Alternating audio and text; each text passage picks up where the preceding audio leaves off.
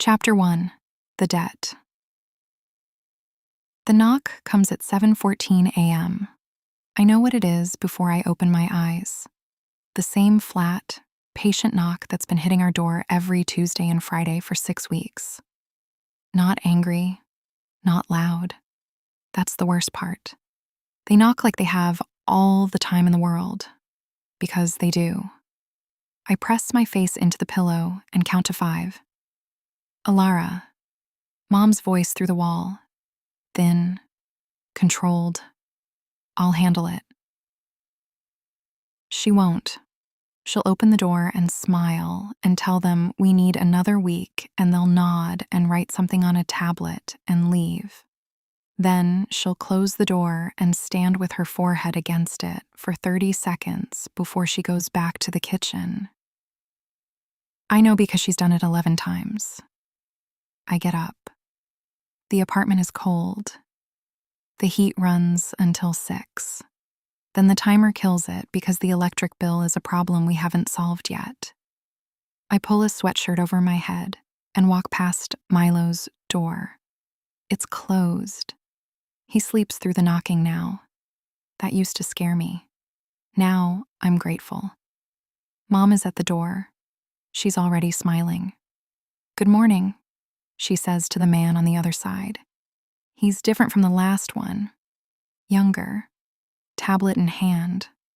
Lanyard with a logo I don't recognize, though the shape of it tells me everything. Debt recovery.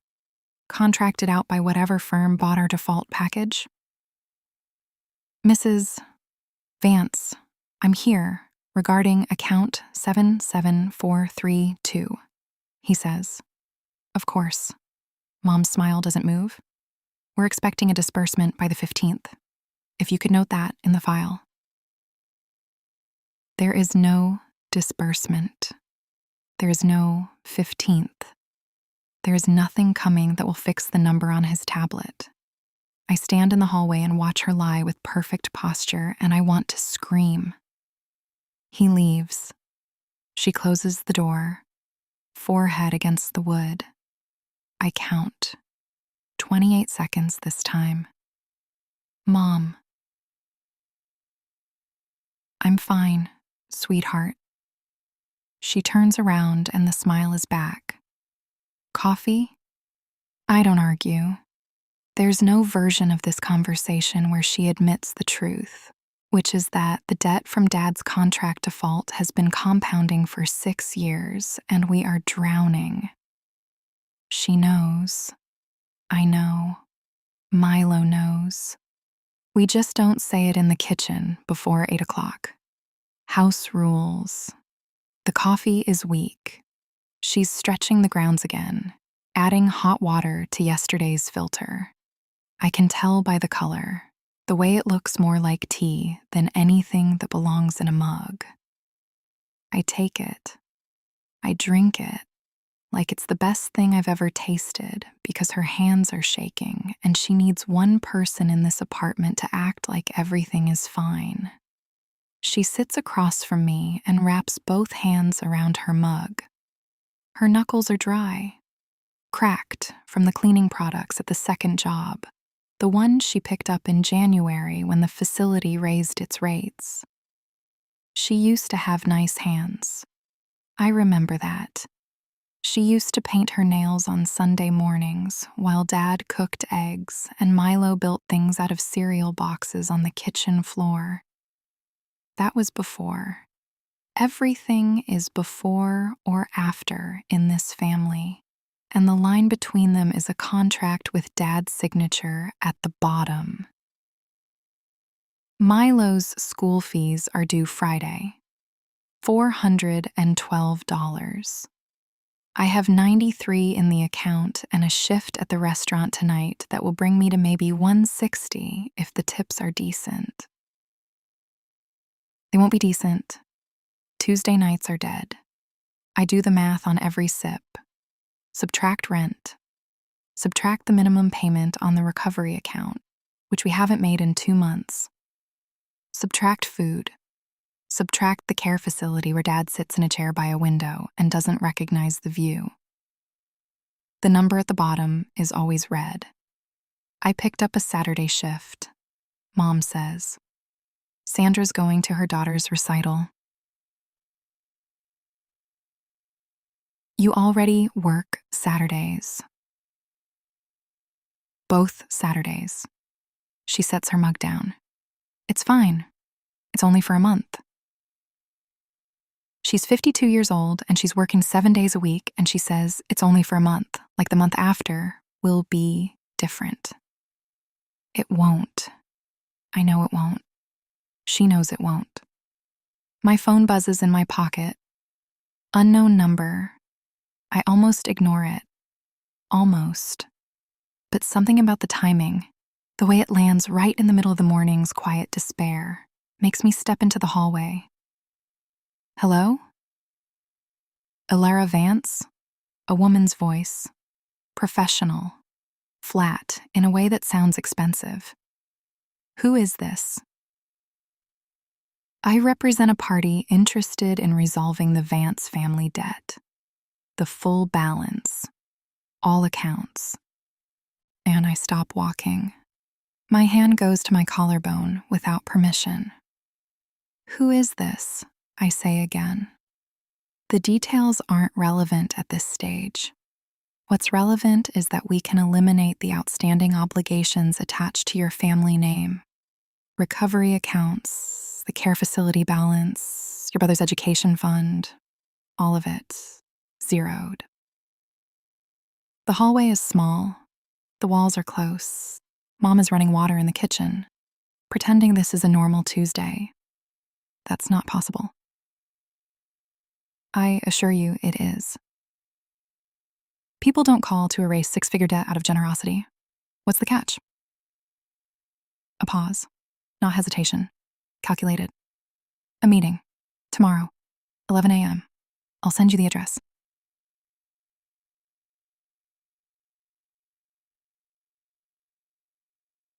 A meeting with who? Someone who can help, if you're willing to discuss terms. Terms. I know what that word means in this context. I spent my whole life watching what terms did to my father. The way the contract ate him from the inside out, hollowed the person, and left the body. I remember visiting him the first year after the default, when he could still hold a conversation. When he still gripped my hand back. Before the system finished taking whatever the contract didn't get on its first pass. I know what a vow house meeting sounds like. I've heard the stories, the clean ones, where someone signs and their family eats for a decade. The ugly ones, where someone signs and stops being a person. I'll think about it, I say. The address will arrive by noon. The offer expires at midnight. And she hangs up. No goodbye. No pressure. Just a deadline. I lean against the wall. The paint is peeling near the baseboard. I've been meaning to fix it for months. I stand in the hallway with my phone against my chest. The screen is warm. Mom is washing dishes. Milo's alarm goes off behind his door, that bass line vibrating through the wall. $412 by Friday. The care facility bill, which we've been paying late for 3 months. And last month, the notice changed color from white to yellow. Mom's hands shaking on the coffee mug. The way she doesn't sleep anymore, just lies in the dark and does the same math I do, arriving at the same red number. My phone buzzes. The address, downtown. A building I've walked past but never entered. Clean glass, sharp lines, a name above the door that I recognize the way you recognize a scar. House Draeve. I close my eyes. My thumb rests on the collarbone and I force it down. I could delete the address, block the number, go to my shift tonight and make my 160 and hand it to Mom and watch her put it in the envelope with the rest and come up short again. I could keep doing what we've been doing. which is surviving in increments so small they feel like standing still. Or there are choices, and then there are the spaces between choices where the choosing already happened and you're just catching up. I caught up somewhere between the collection agent's knock and the sound of my mother pressing her forehead against a door, between the number on Milo's tuition notice and the color of the facility's envelope. I save the address. I delete the call from my history so Mom won't see it. I go back to the kitchen and pour her another cup of the weak coffee and tell her the Tuesday shift tonight should be good because there's a game on and the bar crowd always tips better when there's a game on. It's a lie. There's no game tonight. But she needs one person in this apartment to act like everything is fine. Tomorrow at 11, I'll walk into that building. I'll sit across from whoever they put in front of me. I'll listen to the terms, and I'll decide whether the number on the contract is bigger than the number that keeps me up at night. I already know the answer. I've known it since the phone rang. I don't know his name yet, but I know what I'm about to sell. Chapter 2. The House. Her file is 47 pages long. I've read it 6 times. Not because the information changes, because something in my chest shifts each time I reach page 12, where the psychological evaluation notes that Elara Vance demonstrates remarkable emotional integrity despite sustained familial trauma. The evaluator underlined remarkable. I would have underlined integrity. The dormant contract pulses, low, insistent, like a second heartbeat pressed against the inside of my ribs. It's been getting worse for months. Started as a hum I could ignore. Now it wakes me at 3 a.m. and I can't breathe. I close the file and set it on my desk, aligned with the edge, parallel to the pen. I don't stop, because the day I stop arranging things is the day I admit something larger has come undone. You've been staring at that file since 6. Taryn stands in the doorway, arms crossed. He doesn't knock, because he's earned the right not to, and because he knows it irritates me, and because irritating me is the only hobby he's maintained for 9 years. I'm reviewing. You're memorizing. He walks in, sits across from me without being invited. You already know her blood type, her academic transcript, and her mother's maiden name. What exactly are you looking for on red number 7? I don't answer. The truth is too simple for a man who deals in complexity. The truth is that her file is the first document in 11 months that has produced a physical response in me. Not intellectual interest, not strategic calculation. Something in the body, something the dormant contract recognized before I did. She's clean, I say instead. I know she's clean. I ran her panel. Taryn leans forward. I also ran the other 4 candidates. Priya Ose is cleaner by 2 points on the resonance scale. Younger. No family complications. Elara Vance, I say. No father rotting in a facility that we'd be financially responsible for. He doesn't stop. No teenage brother who might come looking for answers. Why? Because her psychological profile reads like a locked door. Because the evaluator noted she held eye contact for the entire session without a single stress indicator. Because on page 31, there's a transcription of her describing what happened to her father, and her language is clinical and precise and completely devoid of self-pity. I align the pen with the edge of the desk, 1 millimeter to the right, because she knows exactly what the system did to him and she's still standing. Because I've spent 8 months watching stabilizer candidates respond to the preliminary screening with fear or compliance or calculated ambition, and her response was a question. She asked the screener what happened to the last person who said no. Her profile is the strongest match for the dormancy parameters. I say. Taryn doesn't blink. He's known me too long. He heard the 2-second delay before I answered, and he filed it somewhere behind that flat expression. Your biometrics shifted when you opened her file this morning. He says it like he's reporting the weather. Specifically, when you reach the photograph. The monitoring suite is for contract subjects, not for me. The monitoring suite is always running. You built it that way. He stands. She arrives at 11. The room is prepped. Sarai has the intake documents ready. He pauses at the door. Lucien. What?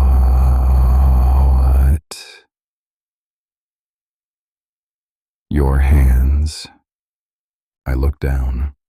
My right thumb is pressing into my left palm, hard enough to leave a crescent.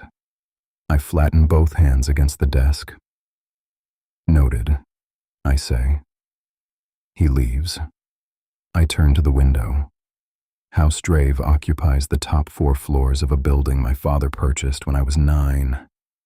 The glass is clean because I pay someone to clean it every Tuesday. The city below moves in patterns I've memorized without trying.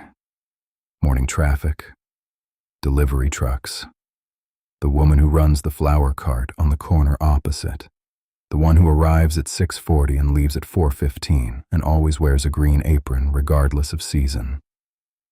I notice things. It's not a skill. It's a symptom. The dormant contract sharpens perception as it degrades everything else. I can tell you the exact shade of gray in the carpet. I can identify which floor the ventilation system is servicing by its pitch. What I can't tell you is the last time I felt something without checking my biometric readout first to confirm it was real. The contract my father carried passed to me. Inherited. Unavoidable. Not an active binding. Dormant. Sitting in the architecture of my nervous system, feeding on whatever emotional capacity I generate and converting it to something the system can use. I produce feeling. The contract eats it before it reaches the surface. 7 stabilizers before this. All clean. All eventually depleted. I don't think about that. I turn back to the file and open it to the photograph. It's from her university ID. 2 years old. She's not smiling. The camera caught her mid-thought, looking slightly past the lens. Dark hair, pulled back. Something in the set of her jaw that isn't defiance but lives next door to it. The dormant contract pulses again. Harder. I close the file. The meeting room is on the 32nd floor. I designed it myself when I took over the house at 22, replacing my father's version, which was all dark wood and heavy curtains, and a desk positioned so the client always faced the window with the sun in their eyes. Aldrich Draeve believed in strategic discomfort. I believe in control, which is different. Discomfort is a blunt instrument. Control is a scalpel. The room is simple. Clean lines. Neutral tones. 2 chairs separated by a low table with nothing on it. No desk. No barrier. The chairs are the same height. I could have made mine higher. My father would have. But I learned early that people reveal more when they think they're on equal footing. Sarai is waiting with the intake documents. Standard emotional bonding contract, she says. 5-year term. Full debt coverage for the Vance family as compensation. And I nod once. Proximity clause on page 11. Medical exemption on 15. She sets the documents on the table. Termination conditions on 23. She'll find the proximity clause first. Sarai raises an eyebrow. Most subjects don't read past page 4. She'll read every page. She'll find the clause on 11. She'll react to it. And if she walks, she won't walk. I say it with certainty I've manufactured from data points. Her mother's debt, her brother's tuition, the facility bills turning yellow. I know what she earns at the restaurant. I know what the gaps look like. I know she's done the math and the math is killing her. She'll sign because the alternative is watching her family go under. And Elara Vance would cut off her own hand before she let that happen. I know this because it's on page 12. Remarkable emotional integrity despite sustained familial trauma. I know it because it's the thing that made my chest move when I read it. Sarai leaves to finalize the documents. I stand in the meeting room alone. The chairs are positioned. The contract is printed. The terms are precise and binding and will change her life in ways she can't anticipate. The dormant contract is quiet now, waiting. It knows something is coming, the same way an animal knows weather. I check my watch. 11 minutes. I adjust the chair on her side, half an inch to the left. Then I move it back. Then I leave it. The adjustment was unnecessary. The impulse to make it was not. Taryn's voice in my head. Your biometrics shifted when you opened her file. I don't need him to tell me. I felt it, which is the problem. I felt something, specifically, clearly, without the dormant contract eating it before it surfaced. For 2 seconds, looking at a photograph of a woman I've never met, something got through. That hasn't happened in months.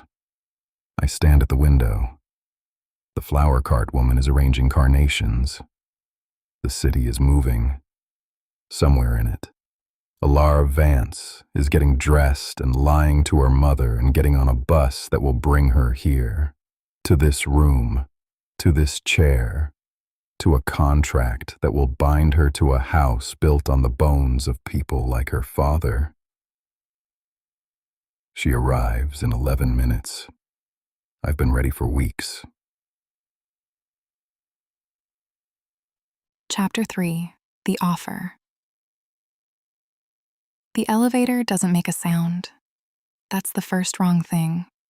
Every elevator I've ever been in groans and clicks through the shaft. This one rises through 32 floors in silence.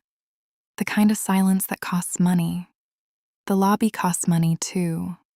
Clean stone. A reception desk with one woman behind it who said 32nd floor without asking my name. Because I was expected. Someone in this building has been expecting me for longer than I've known they existed. The doors open. A hallway. Short. Neutral walls. Neutral carpet. Light that doesn't come from anywhere specific. No windows. No art. Nothing to look at. Nothing to hold on to. The absence of personality is so complete. It has to be intentional. Someone decided this hallway should give you nothing. A woman is waiting at the end of it. Late 20s. Dark hair pinned back. Posture that looks built, not born. She holds a tablet against her hip, and her smile is professional in a way that makes the word professional feel like a warning. Ms. Vance, I'm Sarai. If you'll follow me. Not a question. I follow anyway. The room she leads me into is simple. 2 chairs. A low table between them with nothing on it. Clean lines, calm colors, the kind of deliberate blankness that therapists use when they want you to project your feelings onto the furniture.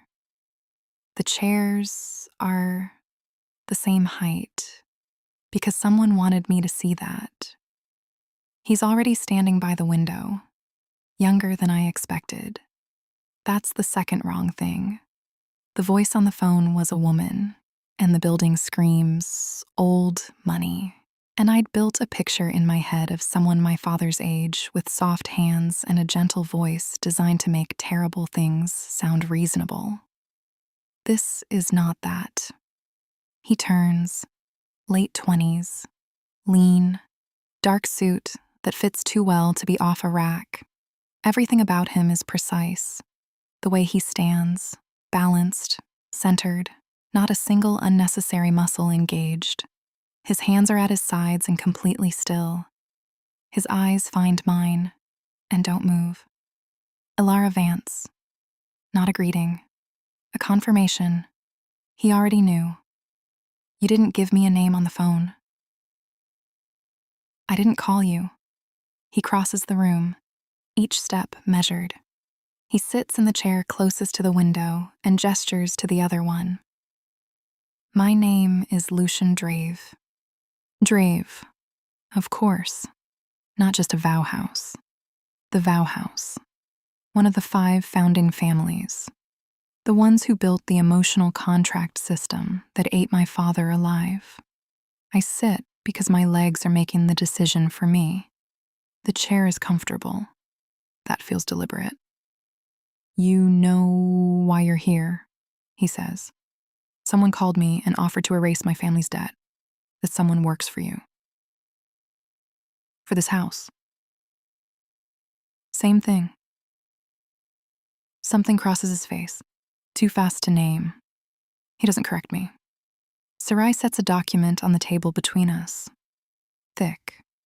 Maybe 40 pages. Printed on paper that feels heavier than paper should. I don't touch it yet. The terms are straightforward. Lucien says, a 5-year contract for emotional bonding service with House Draeve. In exchange, all outstanding Vance family obligations are cleared. Your mother's recovery accounts, your brother's education, fully funded through completion, the care facility balance, current and ongoing. Every word is a door locking. Mom's debt, Milo's school, Dad's facility. He knows the exact shape of every hole in my life, and he's offering to pour the concrete. For a price. What is emotional bonding service? He doesn't blink at the missing question mark. The vow system operates on emotional resonance. Some individuals produce more stable emotional output than others. A bonding contract connects that output to a designated recipient within the house. In words a person would actually use. His jaw tightens. 1 millimeter. You sit in a room with me. The system reads your emotional state. Your stability helps regulate mine. Regulate what? A condition I carry. What condition? That's addressed in Section 4. I look at the contract. 40 pages of my life translated into clauses and subclauses and language designed to make ownership sound like partnership. You're asking me to sell my feelings. I'm asking you to share your stability. And if I say no? Then the offer expires and your family's financial situation continues as it is. No threat in his voice. No pressure.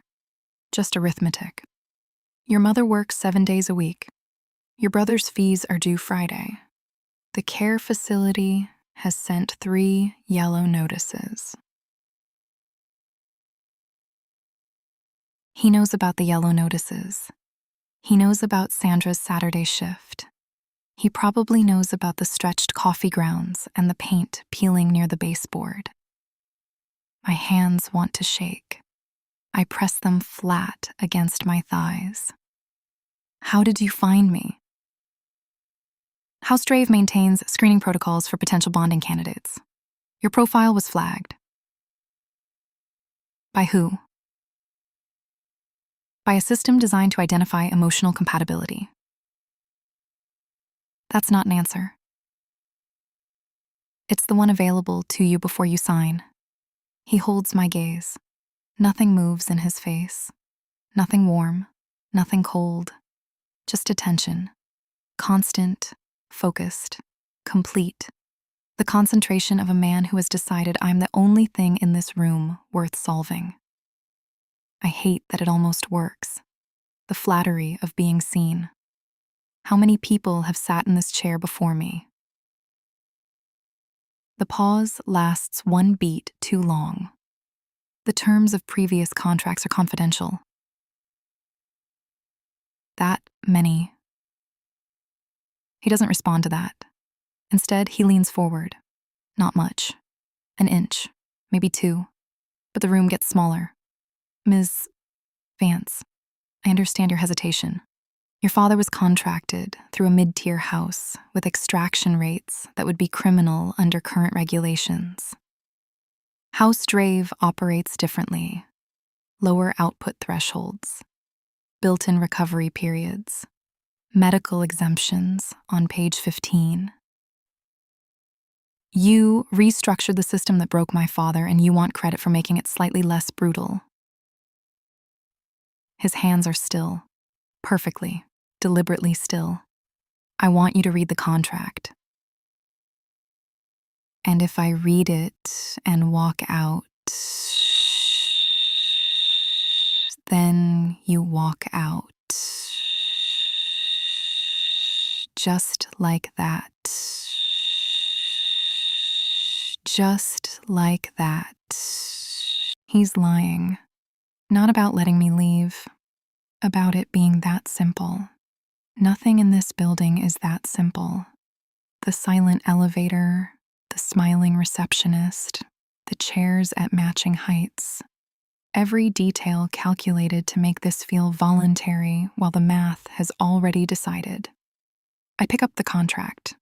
The first page is definitions. Party A, Party B, bonding period, compensation package, clean language, almost gentle, the gentleness of a door that locks from the outside. Page 4 outlines compensation. The numbers are specific. Mom's recovery balance, down to the cent. Milo's projected tuition through a 4-year degree, including housing. Dad's care facility. Current arrears plus ongoing for the full 5 years. A pension for my mother upon completion. The number at the bottom of page 4 is more money than my family will see in 2 lifetimes. It's also the exact cost of my compliance, calculated by someone who knows that you don't buy a person with round numbers. You buy them with precision. You show them you know what they owe on the electric bill, what the bus costs, what the gap between Tuesday's tips and Friday's rent looks like. You make the cage the exact dimensions of their desperation, and then you leave the door open and call it a choice. The pages keep turning. Page 7. Emotional output obligations. I'm required to attend proximity sessions at designated intervals. The sessions are monitored. My emotional state is recorded, analyzed, and applied to the recipient's bonding protocol. The recipient is not named. Page 9. Behavioral expectations. Professional conduct. Discretion regarding house operations. Restricted communication about contract specifics. Page 10. Consequences of breach. The language shifts. Harder. Penalties involving reversal of compensation. My family's debt reinstated plus compounded interest. The care facility notified of funding withdrawal. Page 11. 6 lines in the middle of the page. Simple language. No legal flourish. The words don't hide behind subclauses or conditional phrasing. They sit there like a lock clicking shut. The bonding contract requires physical proximity to the designated recipient at intervals that preclude external residence. Party B will be provided living accommodations within the Draeve estate for the duration of the contract term. My eyes go back to the top of the clause. Read it again. He's watching me when I look up. His hands haven't moved. His expression hasn't changed. But something behind his eyes has shifted forward, like a man leaning closer without moving his body. Patient. Certain. He knew I'd find this.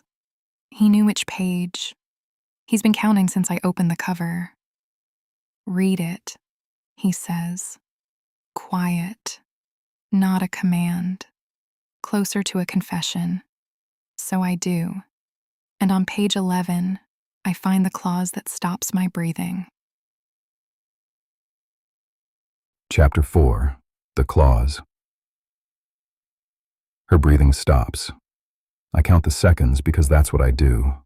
1, 2, 3, 4. Her lungs hold the air hostage while her eyes scan the 6 lines on page 11 for a second time, a third, as if repetition might rearrange the words into something she can live with. 5. She looks up. I've been watching people read contracts for 7 years. The moment they hit the clause that costs something real, most look away. Down at the table, at the window, anywhere that isn't my face. Surrender starts in the eyes and works its way to the pen. Elara Vance looks directly at me. No. You haven't finished reading. I don't need to finish. You want me to live here? She puts the page down. Not gently. The contract slides half an inch across the table. You presented this as a job. Proximity sessions. Monitored output. You made it sound clinical. Professional? It is clinical. A clinical arrangement doesn't require me to move into your house. The estate. Don't. The word lands between us, sharp enough to cut. My fingers don't move. I am aware of the stillness in my hands the way a surgeon is aware of the blade. Deliberately, because the alternative is unthinkable. She leans forward. You have my mother's debt down to the cent. You know what my brother's lunch costs. You built this contract around the exact shape of everything I can't afford to lose. And then you buried a residency clause on page 11 because you knew I wouldn't get there until it was already too late to stop caring about the numbers on page 4. She's right. That's exactly what I did. The bonding protocol requires sustained proximity, I say. Emotional resonance degrades over distance. The data is clear on this. Data. The system measures. I don't care what the system measures. Her hands are flat against her thighs, pressing. She's keeping them still by force. What you're describing isn't a contract. It's a cage with a salary. The dormant contract pulses. Low, quiet, like a second heartbeat I've learned to ignore. It shouldn't respond to this. It responds to emotional stability, to the specific frequency of a clean asset's output. Not to argument, not to anger, not to someone calling me what I am. You're right, I say. The admission stops her. I see the calculation behind her eyes shift. She prepared for denial, for justification, for the smooth language I used on page 4. She did not prepare for agreement. The residency clause restricts your freedom, I say. That restriction serves the contract's function. Both things can be true. One of those things is your problem. The other is mine. Taryn would like her. The thought is unwelcome, and I dismiss it. What would make it yours? I ask. She stares at me. What? You came here with leverage and you know it. A clean asset doesn't walk through the door unless the alternative is worse than whatever we're offering, which means you need this contract as much as I need you in it. I hold her gaze. So stop fighting the premise and tell me what you want. Her jaw works. The muscles in her neck tighten. Family visits. Unrestricted. Weekly. Whenever I want. The protocol requires. I don't care what the protocol requires. She's not looking away. My mother doesn't know what this is. My brother is 17, and he'll come looking for me if I disappear into some glass tower and stop answering the phone. You can design this arrangement however you want, but you're not cutting me off from my family. Weekly is the clinical standard. Monthly is what the previous contracts used. What she's asking for creates scheduling complications, transportation logistics, security protocols. Unrestricted, I say. She blinks. One beat. She didn't expect that either. I want my own space. Your quarters are already prepared. Private floor. Separate entrance. I want a lock. There's a lock. One that you don't have a key to. The dormant contract shifts again. Not a pulse this time. Something closer to attention. Done, I say.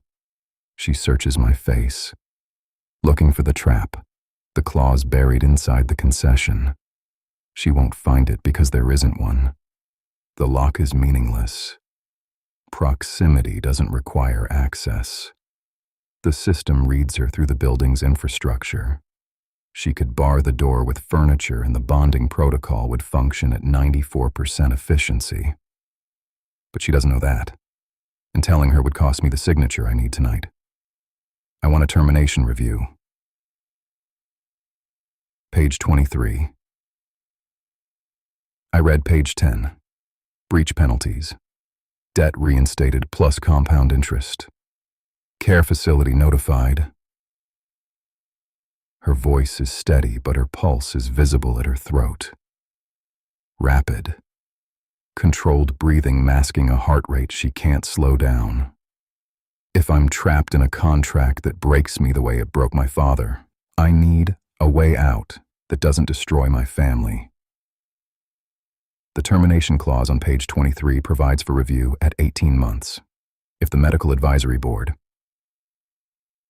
your medical advisory board, independent, funded by, she's better at this than anyone I've sat across from. The 4 candidates before her, the 7 stabilizers before them, none of them interrogated the architecture. They read the numbers and signed or read the numbers and left. None of them traced the power structure back to its source and named it out loud. Third-party funded, I say. Verified by the VOW Regulatory Commission. Which your family helped establish. Which my family helped establish. Yes. She picks up the contract again, turns to page 23, reads. Her eyes move line by line. No skimming, no skipping. She turns to page 15. Medical exemptions. Back to page 11. The residency clause. Page 10. The penalties. I wait. The dormant contract is louder now. Not painful. Insistent. Pressing against something it can't reach. Whatever frequency she's broadcasting, whatever stability reads as in the raw data, my system is registering it from across a low table with nothing on it but 40 pages of the rest of her life. She closes the contract, sets it down precisely. 5 years. 5 years. And after 5 years, I walk. Clean. No debt. No residual obligations. No system residue. That's the contract. Your father's contracts had residue. My father has residue. He sits in a chair by a window and doesn't know what he's looking at. I absorb this the way the dormant contract absorbs everything. Flatly. Without heat. Whatever I feel about my father's methods got eaten months ago. converted to something the system can metabolize. House Draeve's current bonding protocols include buffer stages that prevent neurological degradation. I say, your father's contract was a different generation, different house. Pretty words for someone selling the same product. I'm not selling anything. I'm buying. The honesty of that lands wrong. I hear it as it leaves. Too much. Too direct. My hand finds the edge of the table. Steadies. She's watching me now with something I don't have a category for. Not anger. Not the strategic hostility she's been using since she sat down. Something quieter. Something that looks, for 2 seconds, like understanding. It passes. She kills it. I watch her do it. Sarai appears in the doorway. Efficient, as always. She senses the temperature of the room without entering it and waits. I need a pen, Elara says. Sarai doesn't look at me. She crosses the room, places a pen beside the contract, leaves. Elara picks up the pen, opens the contract to the signature page. Her hand is shaking. Not much. Enough that she has to grip the pen harder to keep the line straight. She stares at the blank space where her name will go. Where her name will lock her into this building, this system, this chair across from mine for 5 years. This doesn't make you a good person, she says. Not to the contract. To me. No. She signs.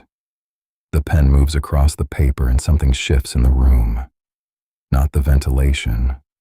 Not the quality of the light through the windows. The system doesn't make sounds and the building doesn't change temperature. Something in me. The dormant contract goes quiet. For the first time in weeks, the low hum that sits behind my sternum and eats every feeling before it can form a shape goes silent. 3 seconds. 4. 5. Then it comes back. Of course it comes back. But for 5 seconds, the room existed. The table. The pen on the paper. Her hand, shaking, gripping tighter. The fear in her pulse and the defiance in her jaw. The grief she carried through the door and set down in the chair across from mine. Her eyes lift from the page. She's watching me with a focus that reminds me of the photograph. 2 years old. Not smiling. Looking past the lens with a jaw set against something she shouldn't have had to fight yet. Now what? My jaw tightens. I make it stop. Now you go home, I say. Pack what you need. A car will come for you tomorrow morning. How early? 7. Make it 8. My brother leaves for school at 7:30 and I need to say goodbye without him asking why. She stands. The contract is still on the table. Her signature is at the bottom. The ink is still wet. She walks out of the room the way she walked in. Straight spine. No hesitation. Not looking back at me or the contract or the chair that was exactly her height because I made it that way. I listen to her footsteps until the elevator takes them. Sarai returns. She picks up the contract. Notes the signature. Notes the additional concessions. Says nothing about the unrestricted family visits or the lock or the things I gave away for no strategic reason I can defend. Shall I process the compensation package tonight? Tonight. My voice is even. My hands are still. Her mother's accounts first. I want the recovery balance at 0 before she gets home. Sarai nods and leaves. The room is empty. The chair across from mine still holds the impression of the woman who sat in it and called my contract a cage and signed it anyway. The dormant contract is humming again. Louder now. Hungrier. But for 5 seconds, it stopped. She signs her name and something changes in the room. Not the air. not the light. Something in me. Chapter 5. The Move.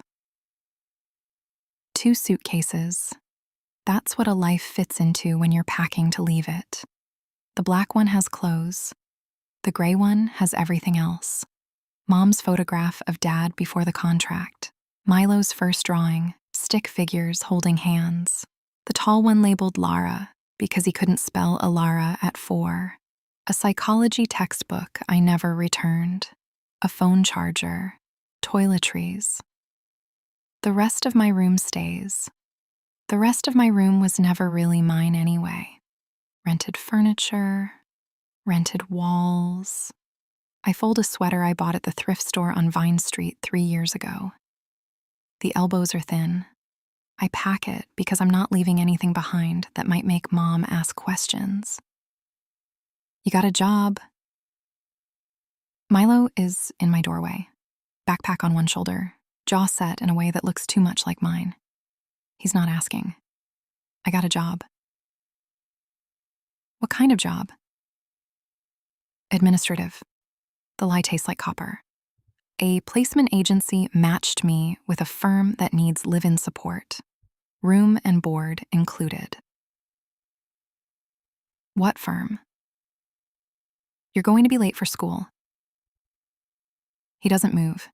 17 years old, and he's already learned that silence is a weapon. He got that from Dad, before the contract ate everything that made Dad a person. Milo doesn't remember that version. I do. Elara. It's a good opportunity. I zip the black suitcase. The sound is too loud in the small room. Mom's debt gets restructured. Your school fees are covered. I'll visit. How often? Whenever I want. He watches me with eyes that see exactly what I'm doing and hate me for it. Not hate. Something worse. Understanding. You're doing this for us, he says. Don't pretend you're not. I want to hold him. I want to tell him the truth. Instead, I straighten the gray suitcase so its handle aligns with the black one, and I say, 7:30. Bus. He shifts his backpack to both shoulders, stands there for 3 more seconds. Then he turns and walks down the hall, and I listen to his footsteps until the front door closes behind him. I sit on the bed. The mattress sags in the middle where I've slept for 6 years, since we moved here after the default. The springs know my shape. Nothing in the next 5 years will know my shape. The kitchen smells like onions. Mom is at the counter with a cutting board and a knife that should have been replaced months ago. Her back is to me. Her shoulders are doing something they shouldn't be doing if it's really just onions. I left the agency number on the fridge, I say. She nods without turning. The knife hits the board. Steady. Her hands are cracked from the cleaning products at the second job she picked up in January. And Milo's fees are handled through the end of the year. The placement includes an education stipend. That's generous. Her voice holds, barely. It's a good program. She sets the knife down, presses both palms flat against the counter. Her head drops an inch, the same posture she holds against the front door after the collection agents leave. Except this time it's a kitchen counter, and I'm the thing on the other side that she can't stop. Mom. I'm fine. She picks the knife up again, resumes cutting. These onions are old. Your father used to say old onions hit harder. He used to say a lot of things. Now he says nothing and sits in a chair by a window and doesn't know what the window is for. The car comes at 8, I say. I'll make breakfast. You don't have to. I know I don't have to. She turns around. Her eyes are red. Her chin is steady. She crosses the kitchen in 4 steps and holds my face in both hands. Rough palms, dry skin, the smell of onions and dish soap, and the perfume she stopped buying 6 months ago, but that still clings to her cardigan. You come home, she says. You come home whenever you need to. I will. Promise me. I promise. She holds my face for another second. Then she lets go, turns back to the counter, and picks up the knife. Her shoulders are doing the thing again. I leave the kitchen because watching her hold it together will break the last clean piece of me, and I need that piece for whatever comes next. The car arrives at 8. Black. The kind of black that absorbs light instead of reflecting it. A driver I've never met opens the rear door without speaking. He takes both suitcases and puts them in the trunk, like they weigh nothing. They don't. That's the problem. Mom stands on the front step. She's changed into a clean blouse, put on earrings. She wants me to remember her like this, not like the kitchen, not like the onions. I wave from the car. She waves back. The door closes and the glass between us is tinted and silent, and I can't see her anymore. The city passes. I watch it go. Coffee shops where I studied before. Dropping out. The bus stop where Milo fell asleep waiting for me after my late shift. The care facility on Birch, where Dad sits in his chair and the window sits in front of him and neither of them recognizes the other. The buildings get taller, cleaner. The glass gets newer. We pass House Draeve's main building downtown and keep going. The estate is north of the city. I didn't know that. He didn't tell me that. Trees replace concrete. The road narrows and then opens into a private drive lined with something green and manicured and deliberate. We pass a gate that opens without the driver doing anything. The Draeve estate fills the windshield. It's not a house. It's a statement. Stone and glass, low and sprawling, surrounded by trees that look like they were placed by someone who understood that nature is most intimidating when it's controlled. 2 stories, but spread so wide it feels like more. Every window is dark. The driver stops, opens my door. The air smells like cut grass and cold stone and nothing human. I step out with my 2 suitcases and stand in front of a building that could swallow the Vance apartment 14 times over. Sarai is waiting at the entrance. Same pinned hair, same tablet against her hip, same professional warmth that means nothing personal. Your quarters are on the 2nd floor, she says. East wing. Private entrance on the north side, but you can use the main door if you prefer. I don't respond to the choice because it isn't one. The main door means being seen. The private entrance means being hidden. She leads me through a foyer that echoes. Stone floors, high ceilings, art on the walls that I don't recognize, but that probably costs more than my mother earns in a year. Everything is clean, painfully, aggressively clean. No dust, no scuff marks, no evidence that anyone has ever lived here. The elevator is silent. Of course it is. The same silence as the downtown building. Money that doesn't need to make noise. 2nd floor. The hallway is wide enough for 2 people to walk without touching. Sarai stops at a door at the end. Your lock code is on the tablet inside. You can change it to whatever you'd like. She opens the door. The room is large. A bed that could hold 3 of my old mattress. A window that faces east, toward trees and a sky turning gray. A desk.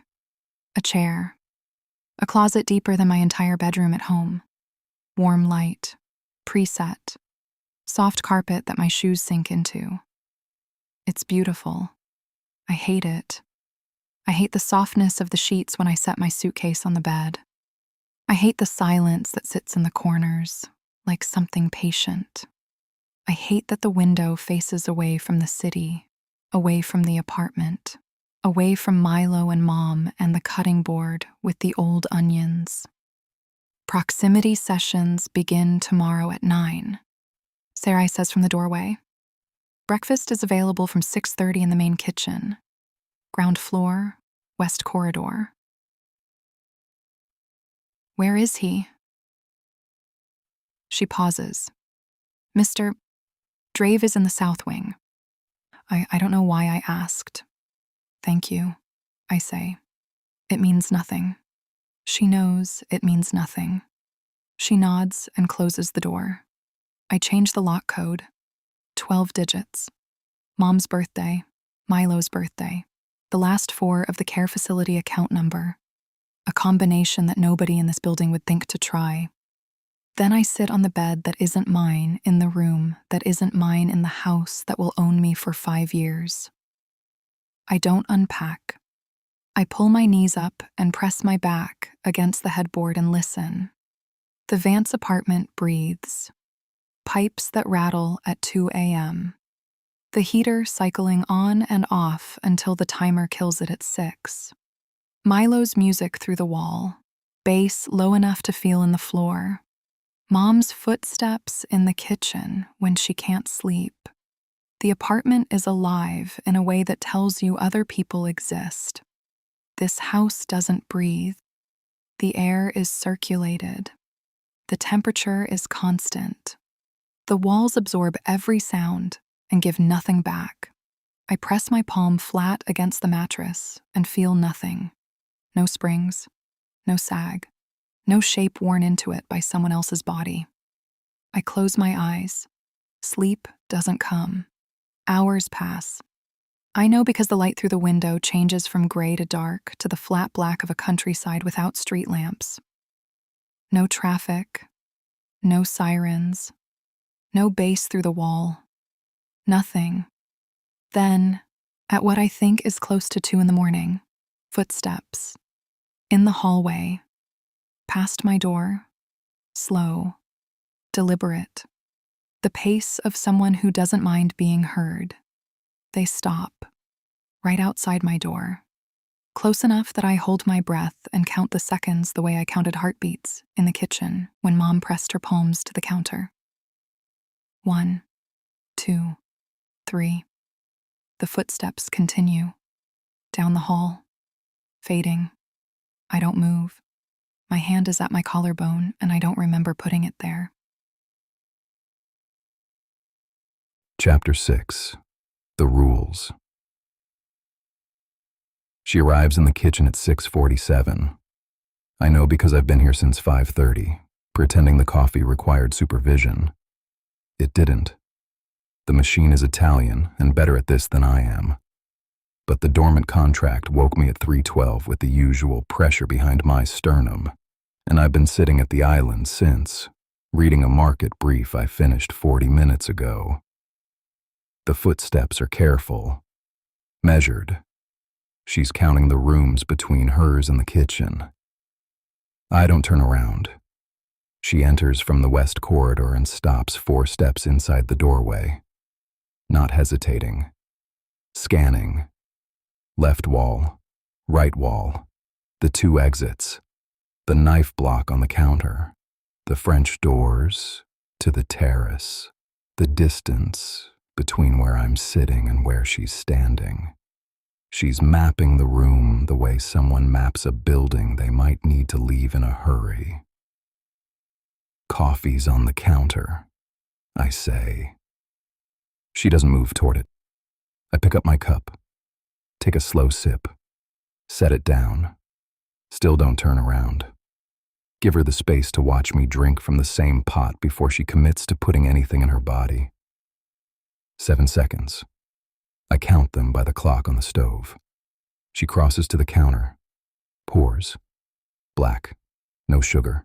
No milk. She cradles the mug with both hands and stands against the far wall, her back to the stone, facing me and both exits. Sleep well? I ask. Is that a question or a calibration? Both. I slept fine.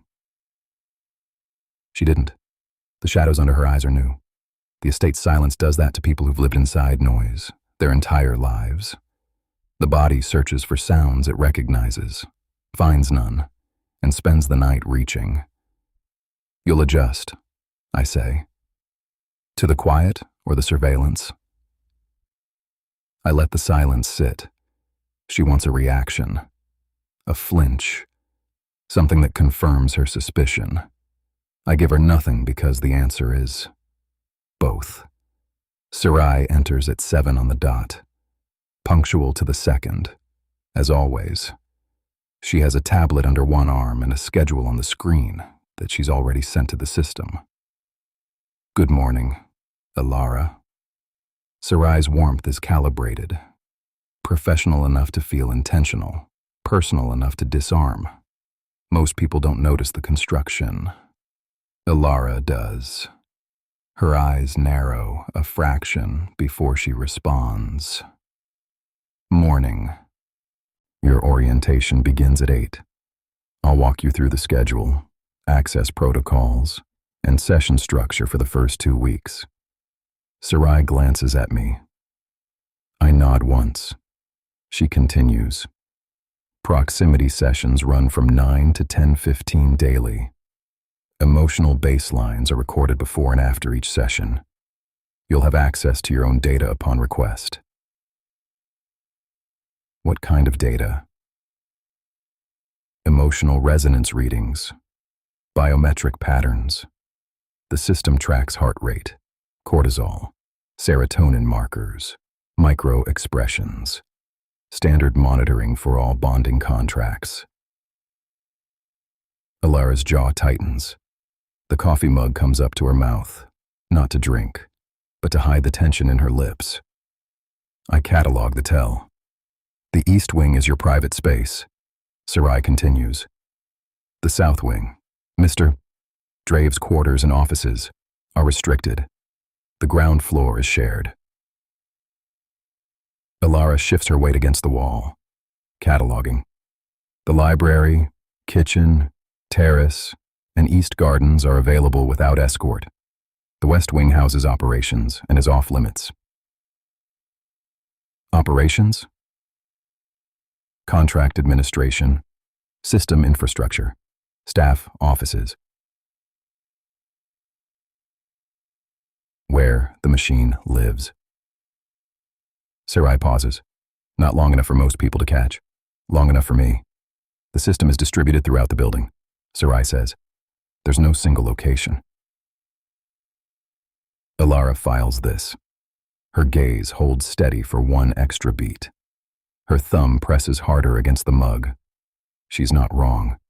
Sarai moves through the rest of the schedule. Meal times, grounds access, communication protocols for contacting family. Elara asks 2 questions about the family contact procedures.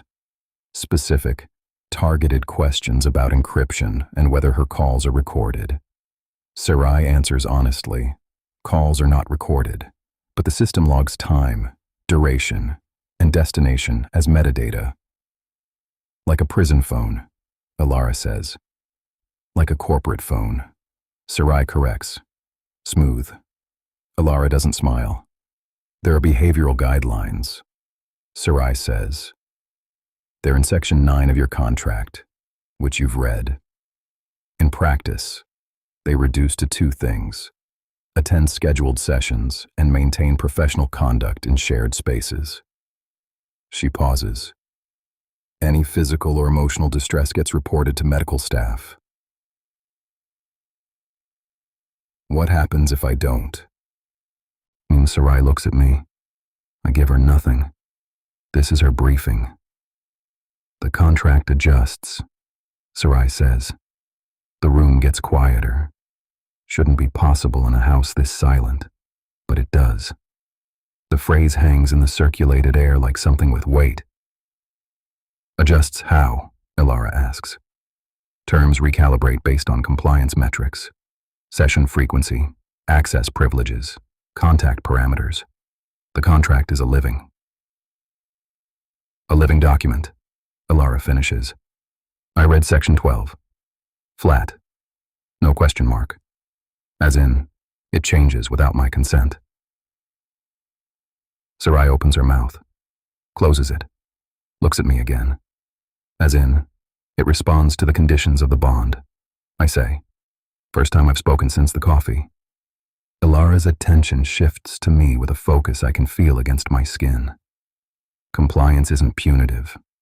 It's structural. The system is calibrated for optimal bonding efficiency. Deviations trigger recalibration. So, if I skip a session, the contract gets worse. The contract gets different. That's the same thing. It's not. It is from inside the cage. The comeback is fast, no hesitation. She fires, from instinct, and something about that velocity catches me before I can stop it. I hold her gaze. She holds mine. The dormant contract pulses once. Not the hungry pulse from the signing. Something smaller. A vibration at the edge of perception. Sarai clears her throat. Orientation at 8.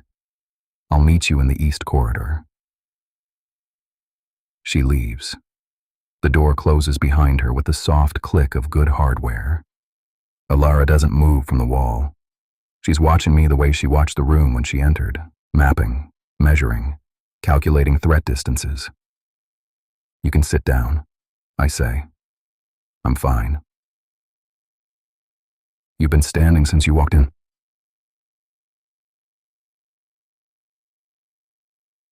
I am aware. She takes a sip of the coffee. Her face doesn't change. It's better than anything she's tasted in months, possibly years, and she gives it nothing. No reaction, no acknowledgement. She'd rather choke on bad coffee than admit something here pleases her. Something about that makes the pressure behind my sternum ease for half a second. I don't examine it. The sessions aren't what you think, I say. You don't know what I think. I know you think it's extraction. That you sit in a room and the system drains something out of you and pipes it into me. Her chin lifts. A fraction. Confirmation. It's resonance, I say. Not extraction. Your emotional stability creates a frequency the dormant contract can calibrate against. Like a tuning fork. Nothing is taken from you. Nothing was supposed to be taken from my father either. The sentence lands clean. No anger, no tremor, no performance. Just a fact delivered at the precise angle to cut deepest. She sets the mug on the counter, still half full, walks toward the corridor without looking back. Her posture is straight. Her hands are steady. Her footsteps count themselves out of the room with the same measured pace she used to enter it. I listen until the stairwell door clicks shut. The coffee she left is still warm. She drank enough to confirm it wasn't drugged. Not enough to owe me anything for the hospitality. The ratio was intentional. The overnight alert came at 3:12. Same time the contract woke me. Her biometrics flagged twice. Heart rate elevated through the night. Cortisol, peaking at 1:48 a.m., then spiking again at 2:03. The footsteps. Mine. I'd walked the east corridor the way I walk it every night. The contract demands movement when it won't let me sleep. I should have changed my route. I didn't. The stairwell door was still closed. No light underneath. I told myself the hallway is mine, and I don't rearrange my life around a new contract. That was true. It was also incomplete. I stopped at her door for 3 seconds because something in my chest went quiet when I was close. 3 seconds of silence in a body that hasn't been silent in months. I stood there like an addict pressing his ear to a wall, and then I walked away, because standing there longer would have made me something I refused to become. She registered the footsteps. The cortisol spike confirms it. She lay awake after, heart rate elevated for another 47 minutes. She doesn't trust me. She's testing the coffee for poison, mapping escape routes in the kitchen, and counting the seconds between my words for the gap that reveals the lie. Good. She shouldn't trust me. I am the lie. Every reassurance I gave her about resonance versus extraction is technically true and functionally meaningless because the system doesn't care about the distinction. It takes what it needs. I press my thumb against the counter's edge until the nail goes white. I restructured the rates, built in recovery periods, made the extraction gentler and told myself that made it different. She looked at me over that coffee mug with her father's ruin in her eyes, and for 1 second the dormant contract didn't pulse. It listened, the way it listened during the signing, the way it listened outside her door. Taryn will ask me how the first morning went. I'll say, proceeding as expected. What I won't say, she didn't touch the coffee until she watched me drink mine. She checked it for poison, and something about her caution, her absolute refusal to give this house a single, unguarded inch, made the thing inside my chest go still. She doesn't trust me. Good. She shouldn't. Chapter 7. The Proximity. The room is wrong, not in an obvious way. Nothing broken, nothing sharp. It's worse than that. It's designed to feel like nothing at all. 2 chairs face each other across 4 feet of empty floor. No table between them. No barrier. The chairs are soft, angled slightly inward, and the light comes from everywhere and nowhere. The same sourceless glow as the hallway outside. The walls are a gray that refuses to be warm or cold. The air is the same temperature as my skin. Sarai holds the door. Take either seat.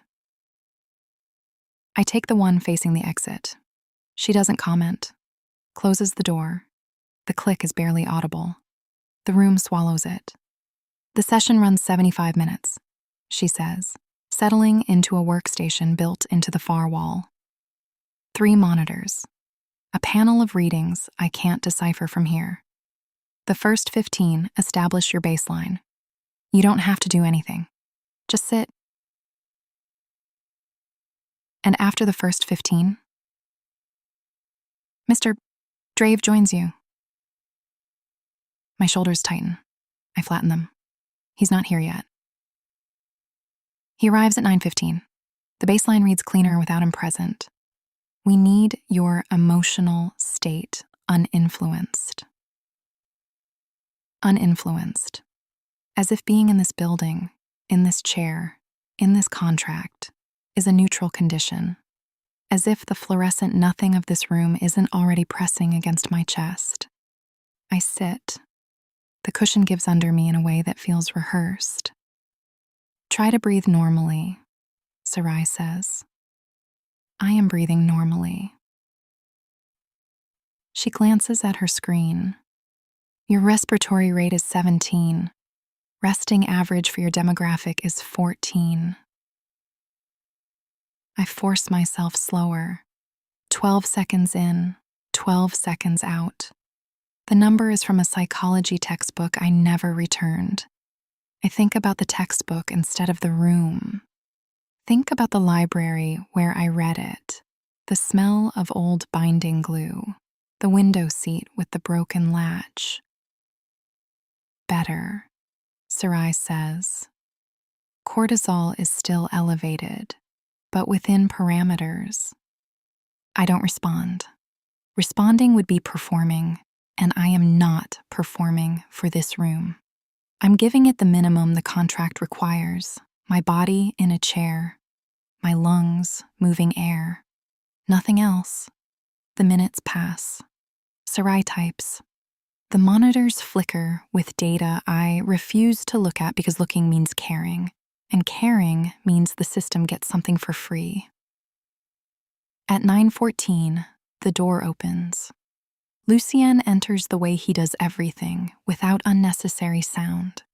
He sits across from me, 4 feet of nothing between us. "Good morning," he says. I don't answer. Sarai's typing slows. The rhythm changes. She's watching the monitors. Elara's baseline is established but shallow, she says. The system needs a wider emotional range to calibrate. Right now, it's reading surface cortisol and respiratory patterns. No depth markers. Depth markers, I repeat. Emotional resonance operates on multiple layers. Sarai says, her voice has the patience of someone who has explained this before and been listened to. Surface biometrics are simple: heart rate, cortisol, breathing. But the bonding protocol requires access to secondary markers: micro expressions, vocal tremor, galvanic response, pupil dilation. She pauses. You're suppressing all of them. Am I? Deliberately. I keep my hands still in my lap, my face neutral, my breathing at 14. I give the room nothing it hasn't already taken. Lucien hasn't moved. His posture is the same as the meeting room, the same as the kitchen.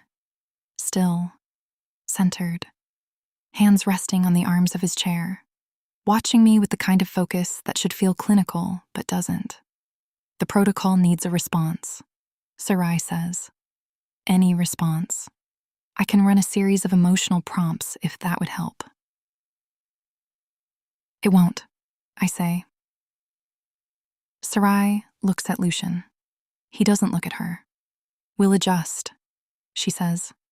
I can extend the session to compensate for the shallow read. That won't be necessary, Lucien says. The readings are insufficient for calibration. Without a resonance baseline, the bonding protocol can't initialize. I understand. Then you understand that the contract timeline depends on successful initialization within the first week. If she continues to suppress, we're looking at delays that compound across the entire bonding schedule. The clinical frustration in Sarai's voice is the first crack I've seen in her professionalism. She's not angry at me. She's frustrated at a variable that isn't cooperating with her math. Leave us, Lucien says. Sarai stops. The monitoring requires supervision. The monitors run without you. Leave us. A pause. Sarai closes her tablet, stands, walks to the door with the measured pace of someone who disagrees and has decided not to say so. The door clicks shut behind her. The room is smaller without her, or it feels that way. Just the 2 chairs, the 4 feet, the sourceless light, and his eyes. You're good at this, he says. At what? Giving nothing. Practice. He nods, not condescending, acknowledging something. His hands stay still on the chair arms. The room hums, a vibration so low I feel it more in my teeth than my ears. The system reads emotional resonance, he says. That's what Sarai explained. What she didn't explain is that it can't manufacture what isn't there. It amplifies.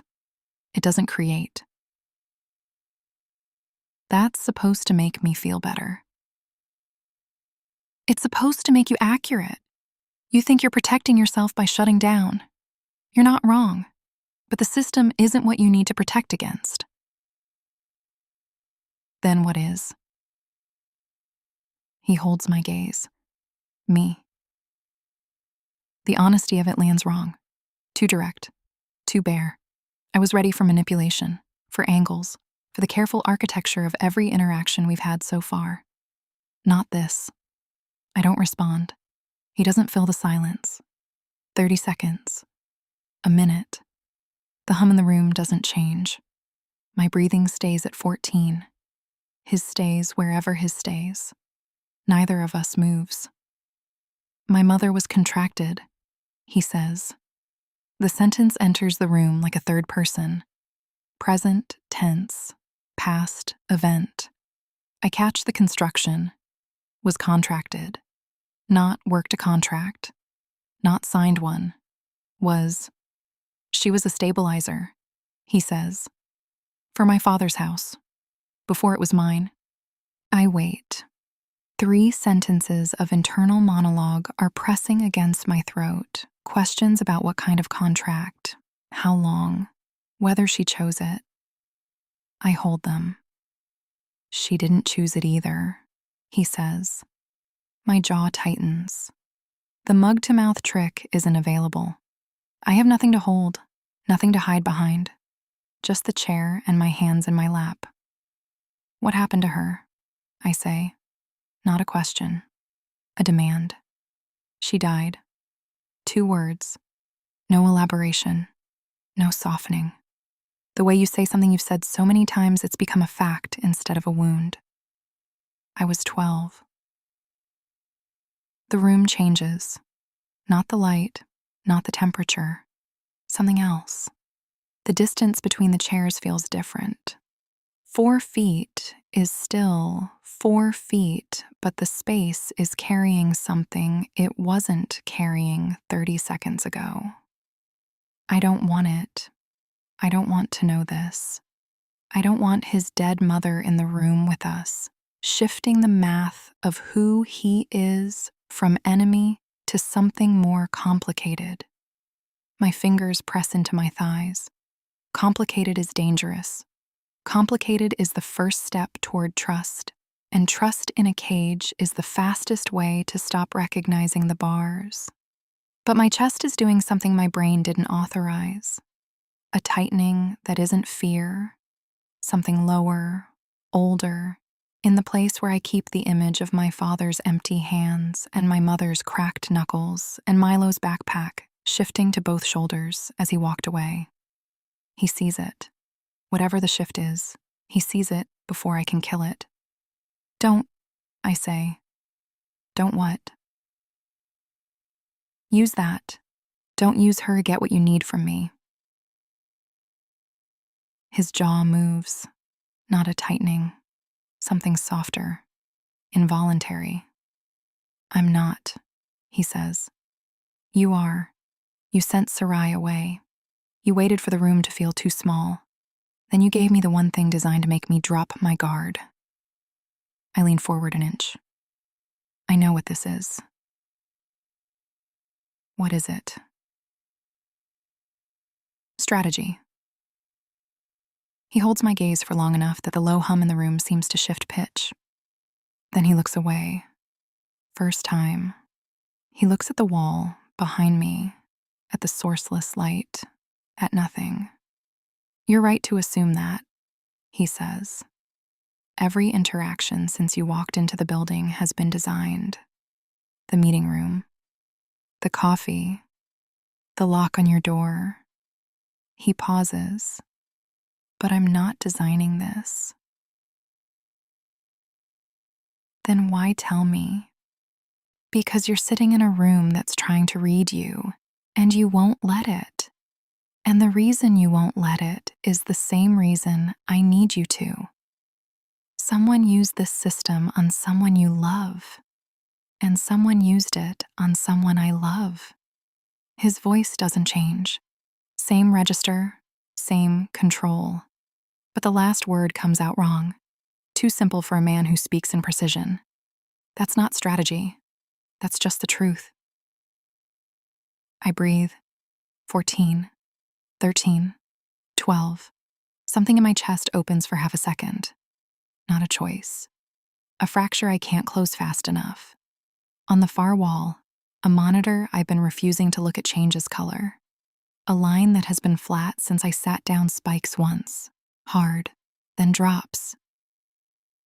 He sees it. His eyes move to the screen and stay there. I close everything back down. 14 breaths per minute. Hands still, face still. But the spike is on the screen. Recorded. Logged. The system has it now. One moment of honesty, and the system has me. He doesn't look away from the monitor. And when he finally does, when his eyes come back to mine across the 4 feet of nothing between us, there's something in his expression I haven't seen before. Not satisfaction, not triumph. Recognition. Like he's looking at the reading and seeing his own name in it. Chapter 8. The Cracks. The monitor spike from this morning is still open on my screen. I've been staring at it for 47 minutes. One clean vertical line in a field of nothing. Her entire session was suppressed, controlled to the decimal, and then this one fracture, 0.3 of a second where she stopped fighting the room and let something real pass through. The system logged it as a Category 2 emotional resonance event. Timestamp 09/42/16. Duration 0.3 seconds. Amplitude twice her baseline cortisol range. Source trigger vocal. Mine. My mother's name in my mouth. That's what broke her open. I close the file. Open it again. The spike hasn't changed. I'm not looking for something new. I'm looking at the shape of it, the way it rises and drops without hesitation, without the gradual build the system expects from conditioned subjects. She didn't ease into vulnerability. She cracked and sealed in the same breath. The dormant contract shifts in my chest. Not the hungry pulse from this morning. Something different. Warmer. Lower. As if the data on the screen is feeding it something it hasn't tasted before. My thumb finds the edge of the desk. Presses. You look terrible. Taryn doesn't knock. 9 years, and he's never knocked. He drops into the chair across from my desk, legs stretched, arms crossed. His eyes go to my screen before I can minimize it. Her session data, he says. Baseline review. For the past hour. The resonance event is anomalous. I'm analyzing the pattern. You're staring at it. He leans forward. Your vitals shifted 18 minutes ago. I got the alert on my tablet. Heart rate up 6 points. Cortisol trending. The system thinks you're having a stress response. I'm not. The system disagrees. He holds up his tablet. A graph I don't need to see because I already know what it shows. Your dormant contract readings have changed since the session. Not the usual pattern. Something warmer. Like the thing in your chest is actually responding to her presence instead of just feeding. I look at the wall behind him. The paint is the precise shade of nothing I chose when I redesigned this office at 22. I thought neutrality was control. I was right. I just didn't account for the fact that control can be compromised from the inside. I'm fine, I say. You're lying. Taryn sets his tablet on the desk. Screen up. I've watched your readings for 4 years. Since the dormancy accelerated. I know what your baseline looks like. This isn't it. And then log the deviation and move on. He doesn't move. His jaw works once, then settles. Lucien. Log it. He picks up the tablet, stands, gets halfway to the door, and stops. Aldrich's readings look like this, he says, not turning around. Before your mother, the same thermal shift. The room empties. Everything except his words and the pressure behind my sternum that has been building since 09/42/16 and won't release. That's not what this is, I say. Taryn leaves without responding. The door closes and the silence is worse than anything he could have said. Dinner is at 7. She's already in the kitchen when I arrive. This is new. Since moving in, she's taken meals at odd hours, avoiding overlap. I've tracked the pattern. 6:30 breakfast when I'm in the south wing, 12:15 lunch when I have meetings, 8:00 dinner after I've eaten and left. She eats around me the way water moves around stone, never touching. Tonight she's at the counter with a plate of pasta she made herself. Not the prepared meals the kitchen stocks. Her own. She looks up when I enter and doesn't look away. "Sit down," she says. Not a question. An instruction, delivered in the same flat tone I've used on everyone who has ever sat across from me in a negotiation. I sit.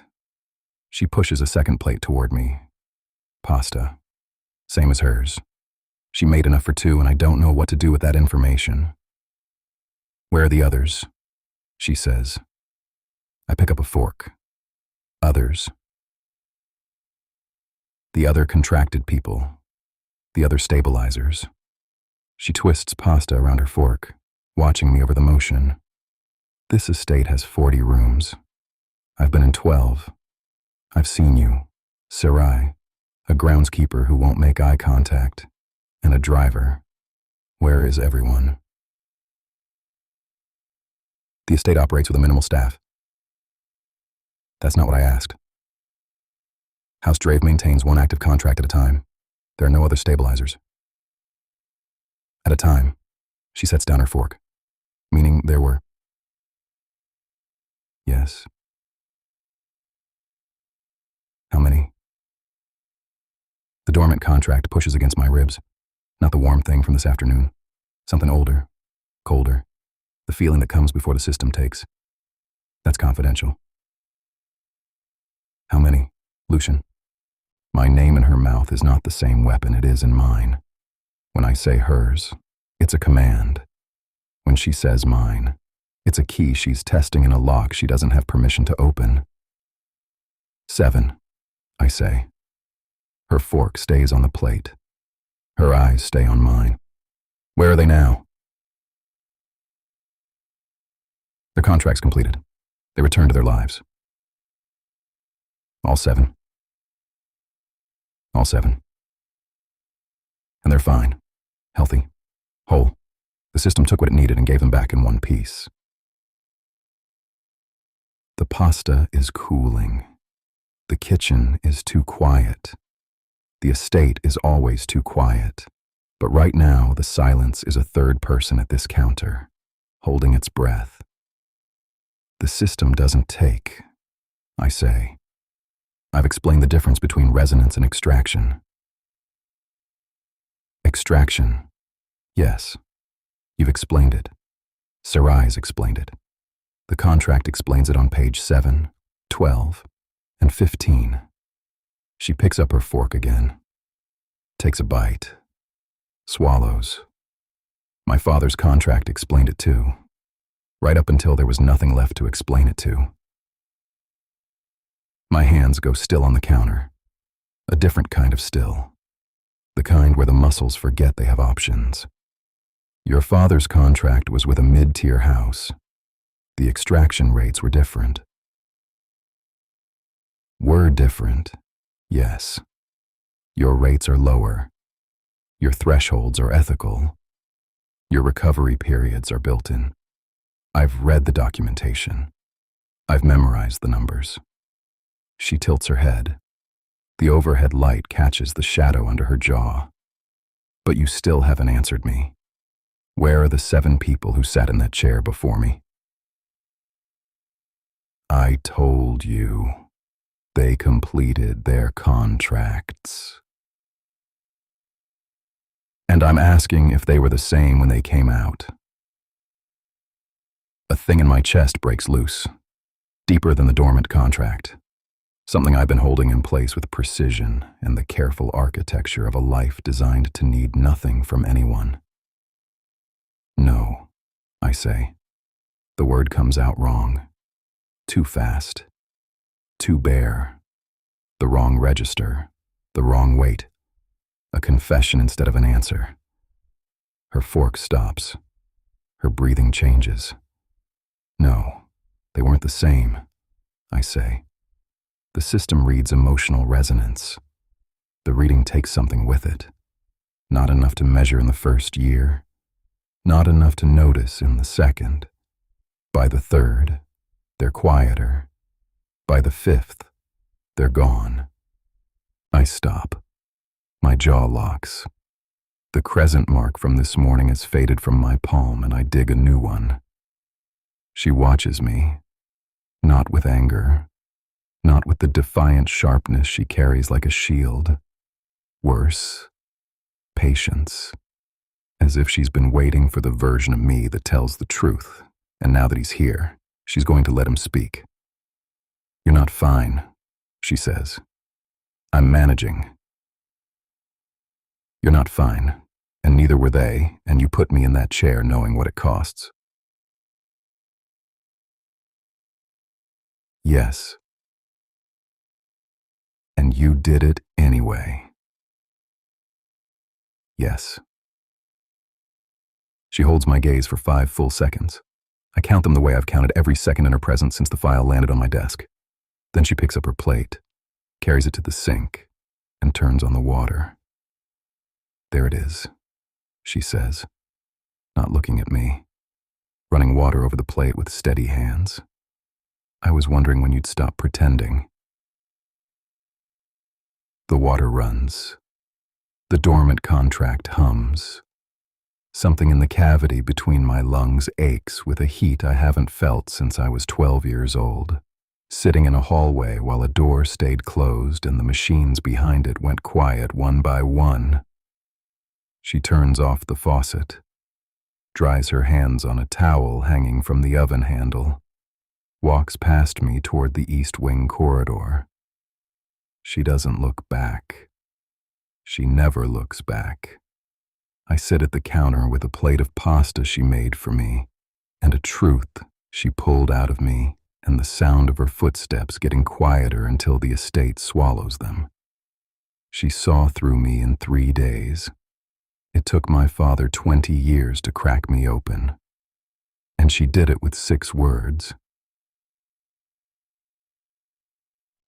Chapter 9. The Visit. Sarai is waiting for me in the East Corridor at 9, tablet against her hip, that calibrated smile already in place. Your session has been postponed to this afternoon, she says. Mr. Draeve has arranged transport for you this morning. I stop walking. Transport where? The Birch Street facility. She doesn't look up from her tablet. Departure in 20 minutes. The car will be at the north entrance. My hand goes to my collarbone before I can stop it. I pull it down, flatten it against my thigh. I didn't request a visit. No. She taps something on her screen. You didn't. I should say no. He didn't ask. The fact that he knows the facility address means the contract has my father's location in it. My father is leverage. This is not a kindness. It's a demonstration. I go upstairs, change my shirt, the good one, the one Mom ironed before I packed it. Thin elbows, fraying collar, but clean. Dad wouldn't notice. Dad doesn't notice anything. I wear it anyway. The driver doesn't speak. Same one from the move, same black car, same easy handling of the route, as if he's driven it before. He probably has. Lucien probably mapped every address connected to me before I signed. The city returns in pieces. A coffee shop I studied at when I still believed school would fix things. Milo's bus stop. The corner where Mom's first cleaning client lives. A narrow townhouse with window boxes she waters for free because the woman is 80 and kind. Birch Street comes fast. The facility sits back from the road, low brick, tinted windows. The sign says Meridian Care Partners in silver letters that catch the morning sun. They repainted the sign 6 months ago. The bill for his room hasn't been painted in years. I sign in. The receptionist recognizes me but doesn't say my name.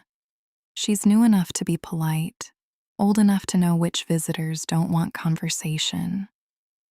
3rd floor, room 309. The hallway smells like industrial lavender and something underneath it that no amount of lavender can kill. The sound of a television through someone's door, volume too high, laugh track rolling. I stop outside his room. Breathe. The door is open. It's always open. He doesn't close it because closing a door requires intention, and intention requires something the contract took from him 6 years ago. He's in the chair. Same chair, same window, same position. Hands in his lap, palms up, fingers relaxed in that way that has nothing to do with peace and everything to do with absence. The sun is hitting the left side of his face. He doesn't turn from it, doesn't squint. Hi, Dad. Nothing. His chest rises and falls. The monitors they moved off the wall last year are gone. He doesn't need monitoring anymore. There's nothing left to track. I pull the visitor chair closer. The legs scrape the linoleum. He doesn't react to the sound. I take his hand, left hand, the one that used to grip mine so hard my knuckles turned white when I was small and we crossed busy streets. His fingers don't close. They rest in my palm like something left on a shelf. Milo's doing well, I say. His grades came back. 3 A's, 2 B's. He's angry at me right now, but that's because he's 17 and because I left. I rub my thumb across his knuckles. The skin is dry. They're moisturizing him, but not enough. He looks like you. More every month. That thing he does with his jaw when he's trying not to show he cares. That's yours. His eyes are open. They're on the window. The view is a parking lot and a strip of grass and part of a chain-link fence that borders the elementary school next door.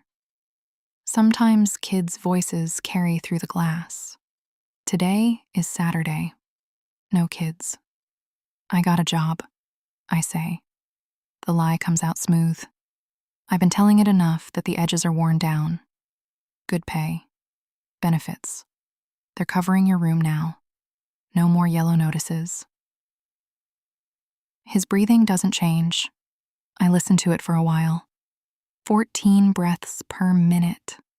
I know because Sarai taught me what resting respiratory rates look like, and now I count everyone's breathing like a reflex.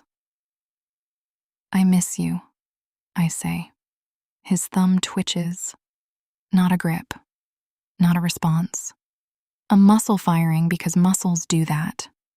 The staff told me 2 years ago to stop reading meaning into the twitches. I stopped listening to the staff. I miss the way you made eggs, I say. Too much pepper. Milo would fake sneeze and you'd add more. Mom would say, Ronan, they're black. And you'd say, flavor costs nothing. My throat tightens. You were wrong about that. I sit with him for 40 minutes.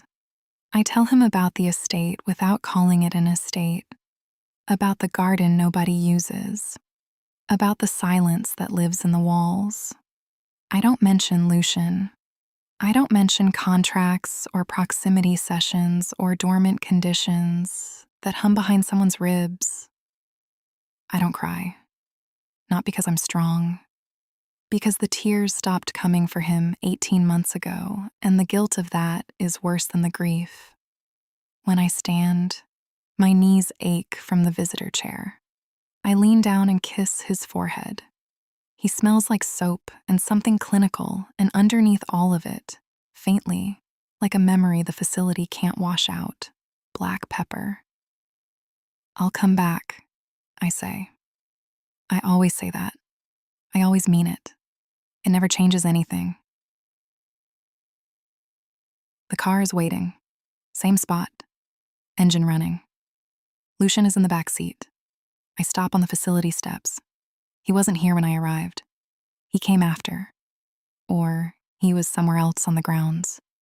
Or he sat in the car for 40 minutes while I held my father's hand and talked to a man who doesn't hear me anymore. I get in, close the door. The leather is cool. The car pulls away. He doesn't look at me. He's looking at his phone, or pretending to. His jaw is the only thing that moves, one small tightening when I settle into the seat. We pass 4 blocks in silence. The facility shrinks in the mirror. Birch Street becomes Elm, becomes the interchange that leads north. You could have asked, I say. Would you have said yes? That's not the point. It's the relevant question.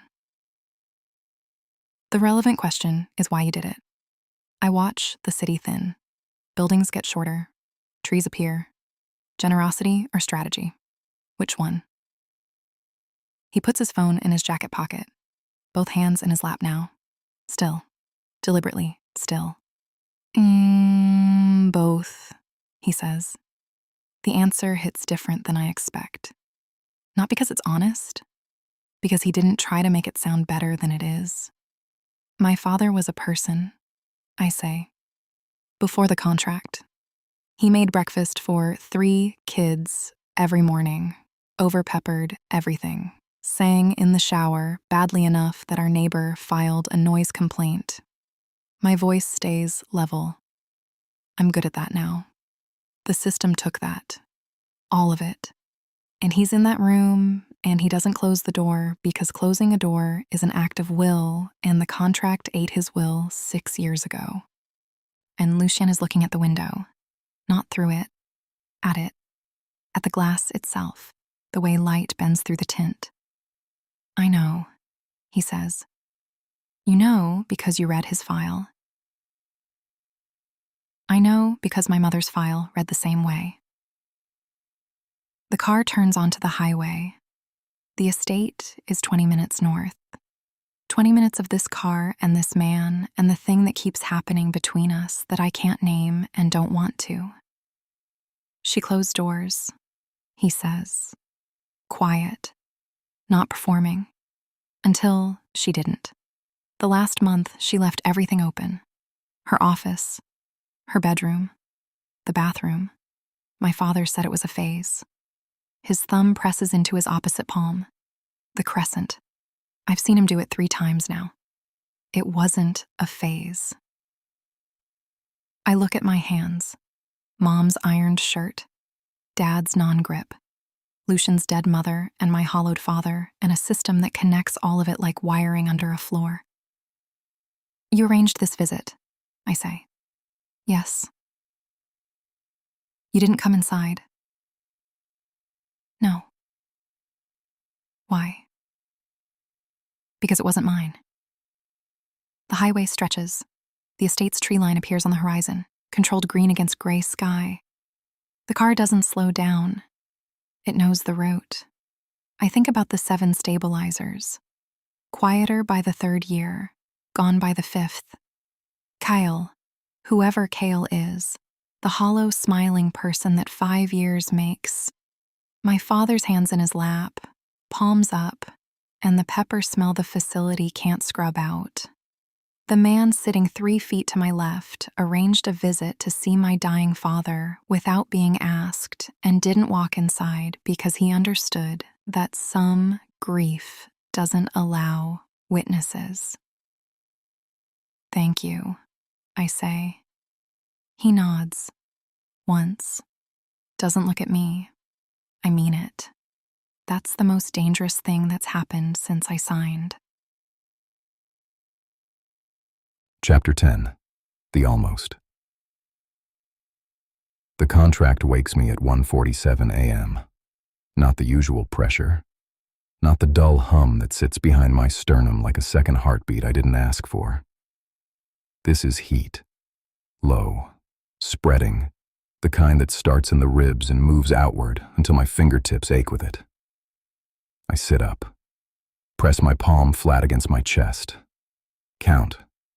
1, 2, 3. The heat doesn't respond to counting. It doesn't respond to anything I do anymore. 4 nights since the facility visit.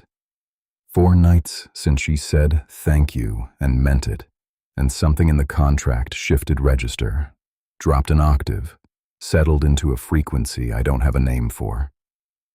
I get up. The south wing is dark. The estate's climate system keeps every room at the same temperature, but I'm burning. My shirt sticks to my back. My hands won't close all the way. The corridor is silent. I take the stairs because the elevator logs timestamps and Taryn reads logs. The kitchen is not empty. She's at the counter. One lamp on, the small one above the stove that turns the room amber. A glass of water in front of her, untouched. She's wearing a shirt that's too big for her, sleeves pushed to her elbows, hair down for the first time since she arrived. She looks younger with her hair down, softer, dangerous in a different way. She sees me and doesn't move. Can't sleep, she says. Not a question. No. I should leave. I should not stand in this kitchen at 2 a.m. with the only person who makes the thing in my chest go quiet. I walk to the counter, take the stool 2 seats from hers, leave the distance. She notices me counting the space. Her mouth tightens at one corner. The contract, I say. It doesn't let me sleep. She turns the glass between her palms. 1 rotation. 2. The contract, or something else. It's always the contract. Convenient. She's right. It is convenient. The contract is the answer to every question about why I do what I do at hours when reasonable people are unconscious. My hand closes on the counter's edge. Why I walk the east corridor. Why I stop at her door. Why I'm here now, 2 feet from a woman who looked at my file and signed her life away and still checks her coffee for poison every morning. You walk past my room, she says. My jaw tightens. I make it stop. Every night, she says. I hear you. 1:40, 2 a.m. The same pace. The same stop outside my door. She looks at me, not angry. Measuring. 3 seconds. Then you keep going. I should deny it. Deflect. Redirect. Taryn would tell me to redirect. Yes, I say. She doesn't flinch. She expected the truth. She was testing whether I'd give it to her. Why? Because the contract goes quiet when I'm near you. The kitchen hums. The refrigerator. The heating element under the countertop. The small sounds a building makes when nobody is supposed to be awake. 3 seconds of quiet, she says. That's what I'm worth. 3 seconds is more than I've had in 11 months. She stops turning the glass. Her fingers go still against the surface. The math of it. 11 months of something eating him from the inside, and 3 seconds of standing outside her door, in the dark, is relief. Tell me why you chose me, she says. Not the screening protocol answer, not the emotional compatibility answer, the real one. I look at my hands, flat on the counter. Still. I make them still, because if I don't, They'll do something I can't take back. Taryn ran 4 candidates. Priya Osi scored 2 points higher on the resonance scale. Younger. No family complications. Clean file. Cleaner than yours? I press my thumb into my opposite palm. The crescent. She's watching it. She's been watching it for days. Your file was on page 12 when something happened. What happened? I felt it. She's quiet for a long time. The clock above the stove reads 2:14. The dormant contract, I say. It's inherited. My father carried one. When he died, it transferred to me. Her fingers tighten on the glass. The system doesn't explain how. Medical staff don't understand the mechanism. I press my thumb into my opposite palm. What I know is this. It feeds. It takes whatever emotional capacity I generate and converts it to something the system can use. Everything, she says. Not a question. I produce feeling. The contract eats it before it reaches the surface. Her breathing hasn't changed. 14 per minute. She controls it now the way soldiers control it. Sarai taught her the numbers, and she weaponized them. It started as background noise, a hum I could ignore. Then it started waking me up. I stop, swallow. Then I stopped being able to feel things without checking my biometric readout to confirm they were real. She sets the glass down, carefully. Your file was the first thing in 11 months that produced a physical response the contract didn't eat first. She looks at the water glass, at the counter, at the stove light. You're dying, she says. The contract is accelerating. That's a prettier word for the same thing. I don't correct her. She's not wrong. So I'm here, she says. Slow, careful, assembling it piece by piece, refusing to miss a seam. Because when I sit in that room and the system reads my emotional state, it feeds the thing that's eating you. I'm not a stabilizer. I'm a blood transfusion. The medical terminology is resonance calibration. The honest terminology is you need me to stay alive. The counter between us, 2 feet of marble. Her glass of water, untouched.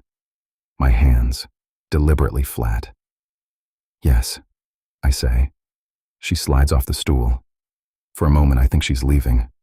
My chest constricts. Not the contract this time. Something older. Something the contract hasn't learned to eat yet. She doesn't leave. She steps closer. 1 step. The distance between us goes from 2 feet to 1. Her shampoo. Something clean. Nothing expensive. The estate provides high-end products in every bathroom. She uses the cheap stuff she brought from home. You should have told me this before I signed, she says. You wouldn't have signed. You don't know that. I know your father is in a facility because a contract drained him. I know you would have looked at me and seen the same system wearing a better suit. In her chin lifts, 1/2 inch. Defiance is her resting state. Even now, standing close enough that I can see the pulse in her throat, she leads with no. You're right, she says. I would have seen that. And you would have walked. Maybe. She's looking at my hands on the counter, at the crescent mark in my left palm from where my thumb has been pressing. Maybe I would have signed anyway. For Milo. For my mom. For the man in room 309 who used to overpepper eggs. Her voice drops. You took that choice from me. I did. Don't do it again. The contract pulses. Not the burning from earlier. Not the ache. A low vibration. Concentrated. The thing in my chest is listening to her voice, calibrating against it in real time. Taryn will see the spike at 217 on tomorrow's readout. I'll lie. She reaches up. Her hand, the one that gripped the pen hard enough to stop the shaking, the one that held her father's empty fingers for 40 minutes. It rises toward my face, toward the jaw that tightens when I can't hold the rest of me together. She stops. Her fingertips, 2 inches from my skin. The heat of her hand without the contact. And then the contract goes completely, devastatingly silent. The silence is so sudden it's like going deaf. No hum. No pressure. Just the kitchen. Just her breathing. I don't move. I don't breathe. If I breathe, she'll pull back. If I move, the silence will break and the contract will return, and I'll spend the next 11 months remembering what 2 seconds of nothing felt like. She pulls back. Her hand drops to her side. Her fingers curl into her palm. She takes a breath, sharp through her nose, and the defiance comes back like armor snapping into place. "I'm not your medicine," she says. The contract floods back, louder, hungrier. The silence cost it something, and now it's taking the interest. "I know," I say. "I'm not going to sit in that room every day and feed the thing that killed my father because it's killing you too. It's not what this is." "I know." "Then what is this?" I look at her. Her hair is down, and the stove light catches the brown in it, and her pulse is visible in her throat, and her hand is still curled at her side, holding the ghost of the touch she didn't give me. "I don't know," I say. She nods. Once. The way I nod when the truth is too heavy for more than one motion. She doesn't leave the room. She goes back to her stool, picks up the water glass, drinks, sets it down. "Tell me about the thermal shift," she says. My chest tightens. "How do you know about that?" "I don't. I guessed. Your hand goes to your chest when it happens. You've done it 3 times since you sat down." She looks at me over the glass. I pay attention. So, I tell her. Not everything. Not the comparison to my father's readings before my mother, or Taryn's face when he showed me the data. But the shape of it. The warmth that started after the facility visit. The way the contract changes register in her presence. The fact that I don't know if the warmth is the contract feeding or the contract healing or something else entirely that the system has no category for. She listens the way she listened in the car. Patient. Still. She's been waiting for this version of me, and now that he's here, she's going to let him speak until he runs out of words. I run out of words at 2:41 a.m. The kitchen is quiet. The stove light makes shadows on the counter. Her glass is empty. My hands are on the marble, palms down, and for the first time in 11 months, they're not deliberately still. They're just still. 2:41, she says, looking at the clock. "We should sleep." Probably. Neither of us moves. The contract hums. Low, warm. The register it only hits when she's close. Not the eating. Something I don't have vocabulary for. She's 2 feet away. 1 stool between us. Her hair is down and her sleeves are pushed up and she's looking at the stove light. She stays. Chapter 11. The Game. The session room is colder today. Not actually. The system keeps it at skin temperature, every surface calibrated to neutral. But something in me registers cold where there used to be resistance. And I don't know if the shift happened overnight or if I've been leaking warmth for days without tracking the loss. I sit in the chair, 4 feet of floor between me and the empty chair across. The monitors hum behind their panel. Sarai is at her workstation, 3 screens alive with data I'm not supposed to understand. I'm going to understand it anyway. The secondary markers, I say. Microexpressions, galvanic response, pupil dilation. You said the bonding protocol needs them to calibrate. Sarai's fingers pause on the tablet. She looks at me like she looks at everything, precise, clinical, with an edge of interest she'd never call personal. That's correct. What does calibration actually do?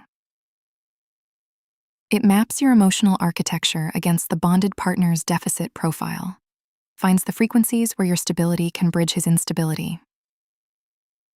I file that. Architecture, deficit, bridge. She talks about feelings like infrastructure. Now I need the vocabulary. And if the bridge works, I say, if stabilization completes, what happens to the bridge? Her fingers resume on the tablet. The contract fulfilled clause on page 31 covers post-stabilization protocols. Page 31 says, graduated disengagement over a period not to exceed 6 months.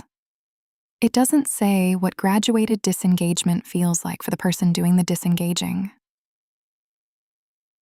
She stops typing, looks up, not at me, at a fixed point just above my head, the way she does when she's deciding how much truth the contract allows.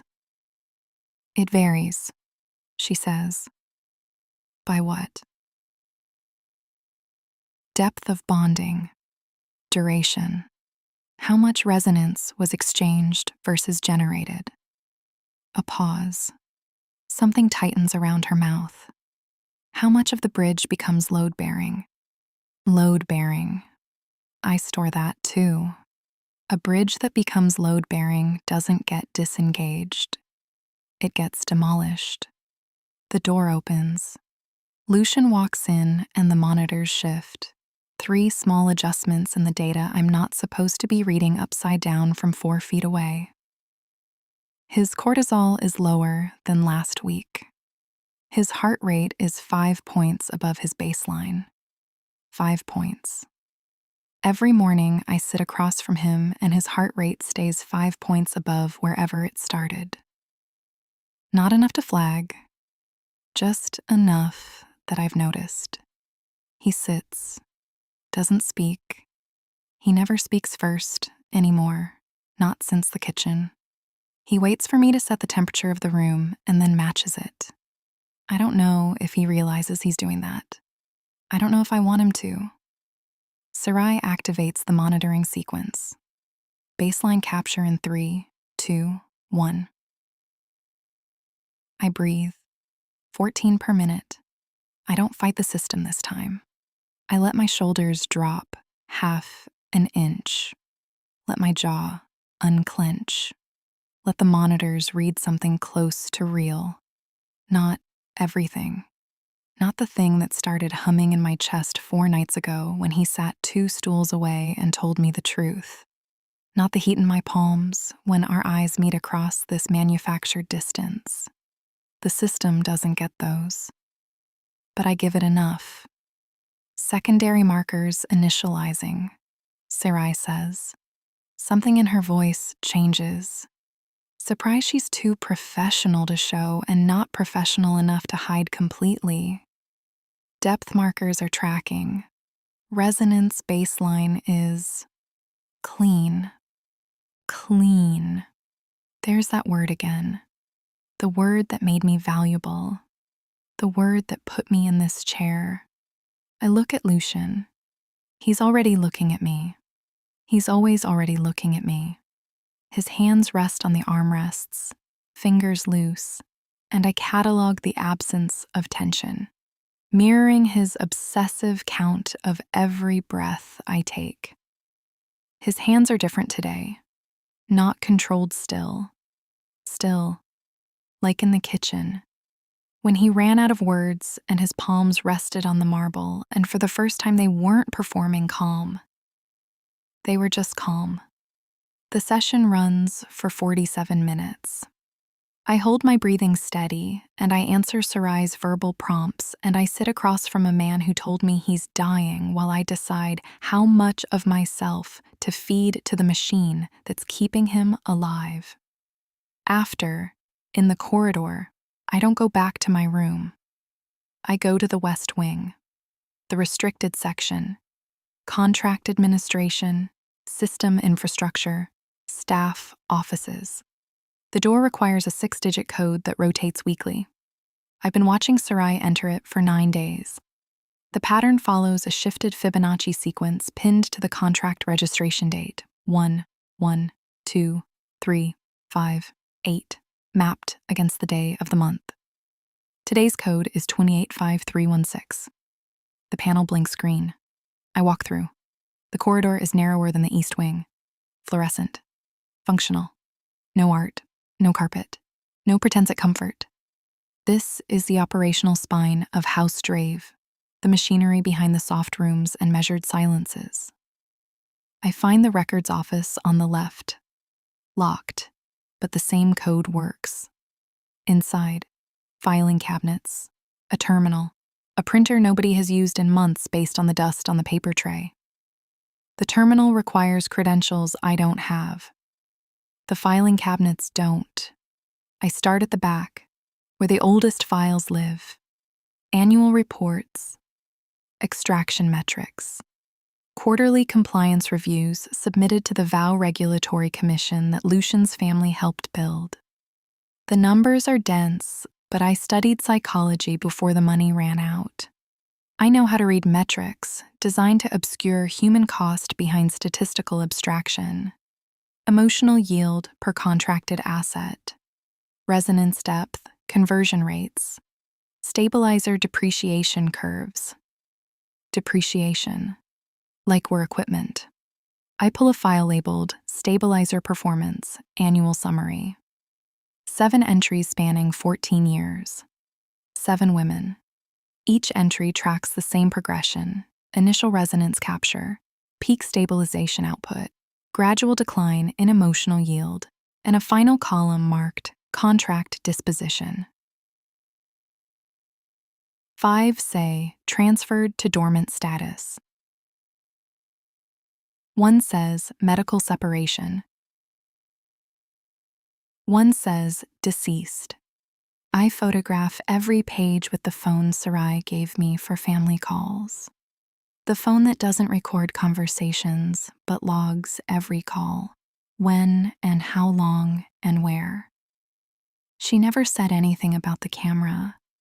I put the files back exactly where they were. Close the cabinet. Leave the records office. Walk the West Wing corridor to the exit and punch the code again to get out.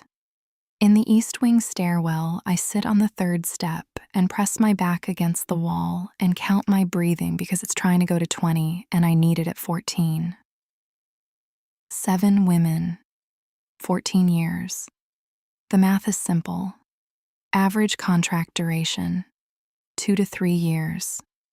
Gap between contracts, 4 to 8 months for the system to reset. No overlap. 1 at a time. A conveyor belt of clean women fed into a machine that chews through emotional capacity and spits out hollow shells. My father's eyes. Every woman in those files had them by year 3, probably depreciated, used up, filed. And I sat across from him this morning and gave the system a clean read because I've decided fighting is a waste of energy I can't afford. I press my palms flat on the concrete step. Cold, real. I'm not going to be file number 8. Fighting the system from outside doesn't work. My father proved that. Resisting from inside wastes resources. But learning the system, mapping its infrastructure, understanding how the machine extracts and disposes, that's leverage. That's how you survive a cage. I stand up, smooth my shirt, check my breathing, 14. Check my face, neutral. Walk back to my quarters. On the way, I pass the corridor that leads to the south wing, his territory. The door at the end is open, which it never is. Through it, I can see a sliver of hallway, a desk lamp's light on dark wood, and movement. His hand, reaching for something. He stops.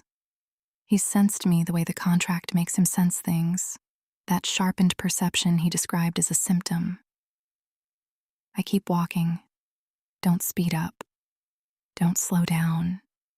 The proximity sessions are getting harder, not because I'm fighting them, because I'm choosing to sit in that chair and let the system read me, and the part I'm choosing to show isn't the strategy.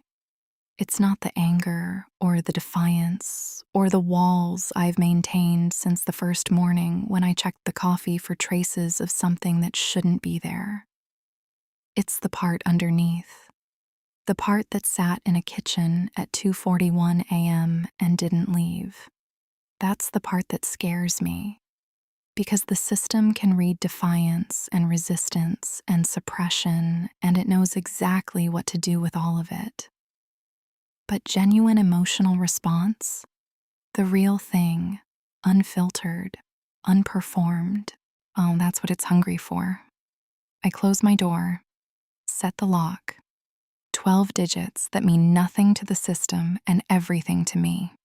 My phone has 47 photographs of files that prove House Draeve has consumed 7 women over 14 years. I pull up the images, start transcribing the data into a format I can analyze. I'm learning his system. Every code, every file, every metric they use to convert people into fuel. The problem is, his system is learning me too. Every session, every clean read, every time I sit across from him and let the monitors see something real, I'm giving it exactly what it wants. And I can't stop, because the man on the other side of those monitors stopped breathing when I almost touched him. And the part of me that made him go still is the same part the system needs to eat. I need to move faster than it does. Chapter 12. The Tell. Taryn doesn't knock. He never does. The door opens and he walks in like he owns the south wing, tablet against his hip, jaw set in a way I've learned to read over 9 years. That jaw means he's brought data I don't want to see. Your readings from the last 4 days, he says, placing the tablet on my desk. Not asking if I'm busy, not checking if I'm ready. I don't pick up the tablet. I'm reviewing Sarai's session reports from this morning, the ones that show depth markers where there used to be nothing. Elara dropped her suppression today, gave the system a clean read for the first time in 9 days. I saw the session data. I say, I'm not here about the session data. He pushes the tablet closer. His index finger taps the screen once, pulling up a chart I recognize. My biometric trend lines. Heart rate, cortisol, dormant contract resonance signature. 4 colored threads running across a timeline. The problem is obvious. My resting heart rate has dropped 8 points since day 1 of her arrival. Cortisol baseline is the lowest it's been in 14 months. The dormant contract's resonance signature, which normally presents as a flat aggressive band across the upper register, has developed a secondary frequency. Lower, warmer. That's stabilization, I say. That's what I thought. Taryn sits in the chair across from my desk, uninvited, until I overlaid your father's data from 2009. He reaches over and swipes the screen. The chart splits. My data on top. Below it, a second set of trend lines from 17 years ago. Aldrich Draeve's biometric profile during the first 3 weeks of his contract with my mother. The patterns match. Not approximately. The curves align. The same secondary frequency developing in the dormant contract signature. I shift the tablet angle.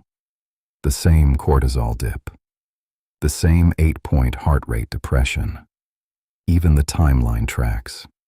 My mother's data showed the shift beginning on day 9. Mine began on day 8. This isn't stabilization, Taryn says. His voice is careful in a way that means he's chosen every word before entering the room. Stabilization doesn't produce a secondary resonance frequency. It dampens the existing one. That's the whole point, Lucien. The stabilizer provides a counterweight. The contract calms down. He points at the lower thread. This isn't calming down. This is responding. The contract responds to every stabilizer. That's how it works. It responds by feeding, taking. What it's doing now is something else. He leans forward. Your father's contract started doing this 3 weeks in. By month 2, the secondary frequency had become the dominant signal. The dormant contract wasn't being stabilized by your mother. It was bonding to her. I pick up the pen on my desk, align it with the edge of the file beneath it, place it back precisely where it was. The distinction is semantic, I say. The distinction is what killed her. The room goes quiet, the kind of silence that forms when someone says something that can't be taken back. Taryn doesn't look away. Bonding doesn't stabilize, he says. It consumes. Faster. Deeper. The contract stops feeding on you and starts feeding on both of you. The stabilizer isn't a counterweight anymore. She becomes part of the structure. And when the structure fails, it doesn't just collapse. It takes everything with it. I know how it works. Then stop pretending the data means something different. I close Sarai's report, pick up the tablet, study the overlay with the attention it deserves, rather than the glance I gave it, hoping it would say something else. The secondary frequency is there, undeniable, lower and warmer than the primary signal, running underneath it like a heartbeat beneath a hum. My thumb finds the edge of the screen. In my father's data, this frequency reached peak amplitude at week 6. His contract with my mother lasted 8 years. By the end, the secondary frequency was all that remained. The primary signal had been absorbed. I set the tablet face down on the desk. What's your recommendation? Terminate the contract. Pay out the full compensation package. Let her go home. He says it flatly. No emotion. The way you say, the thing you know won't happen, but need on record. No. Lucien. The answer is no. He stares at me. I hold it. 9 years of shared silence have taught us both how to wait. Then monitor it, he says, after a beat. Daily overlays against Aldrich's progression curve. If the secondary frequency crosses 40% of total signal strength, we revisit. Agreed. He takes the tablet, stands, pauses at the door. She cracked the West Wing code. A sharp contraction behind my sternum, distinct from the dormant contract. Something with teeth. When? This morning, after the session, Sarai's code rotation follows a shifted Fibonacci pattern. Your asset watched Sarai enter it for 9 days and mapped the sequence. Asset. He uses the word deliberately. A correction. She accessed the records office. He continues. Stabilizer performance files. Annual summaries. She photographed everything. 47 files spanning 14 years. 7 women. 5 dormant. 1 medical separation. 1 dead. She has all of it now. How long was she inside? 22 minutes. The corridor camera logged entry at 10:07. Exit at 10:29. She returned everything to position. Clean work. Clean. The word sits in my mouth like something borrowed from a language I used to speak. Clean as in meticulous. Clean as in she planned it, executed it, and covered her tracks with the precision of someone who doesn't have the luxury of mistakes. Do we flag her? Taryn watches me, reads whatever my face is doing despite my best efforts to give it nothing. That's not my question, he says. My question is why you're smiling. I'm not smiling. My jaw has shifted. A fraction of a degree.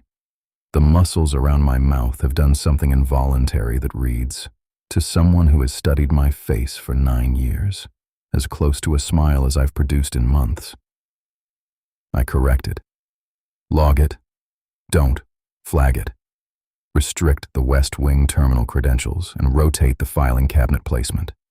Leave the door code, as is. You want her to be able to get back in. I want to see what she does with what she found. Taryn leaves. The door closes.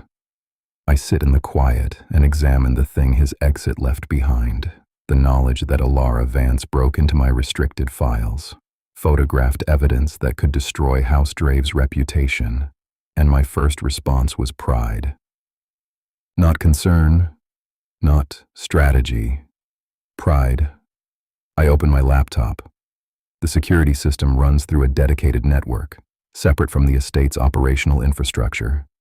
16 cameras covering common areas, corridors, entrances. The East Wing has 2, one at the stairwell entrance, one covering the corridor to Elara's quarters.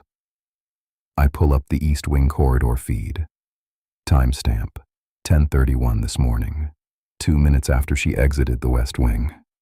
She's walking, steady pace, breathing controlled, shirt smoothed. Nothing in her body language suggests she just committed the most significant security breach in House Draeve's operational history. She passes the South Wing corridor. My door was open. I remember this. I sensed her, the way the contract makes me sense proximity, a warmth in the signal that registers as location data before my brain processes it as her. She didn't slow down, didn't speed up. I close the feed, open it again. The timestamp reads 14:22 now. Liv. She's in her quarters. The corridor camera catches the light under her door, the shadow of movement passing back and forth. Transcribing the files, probably. Building the ammunition that could tear my house apart. I close the feed. Check the dormant contract's current reading. The secondary frequency Taryn flagged sits at 23% of total signal strength. His threshold was 40. I open the East Wing feed again. She's reading. I can't see her through the door, but I know the posture.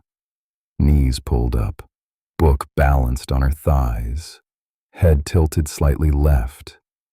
She reads that way every evening between 6 and 7:30. Psychology texts mostly, the ones she downloaded onto the tablet Sarai issued. She's studying the system from both sides now. I know her reading schedule. I know the exact time she shifts from reading to transcribing to staring at the ceiling. I know she calls her mother at 8:15 every night, talks for 11 minutes, and spends the next 4 sitting on her bed with the phone, face down on the mattress. I know all of this because I've been watching. Not monitoring. Watching. The distinction Taryn would make is precise and devastating. Monitoring is clinical.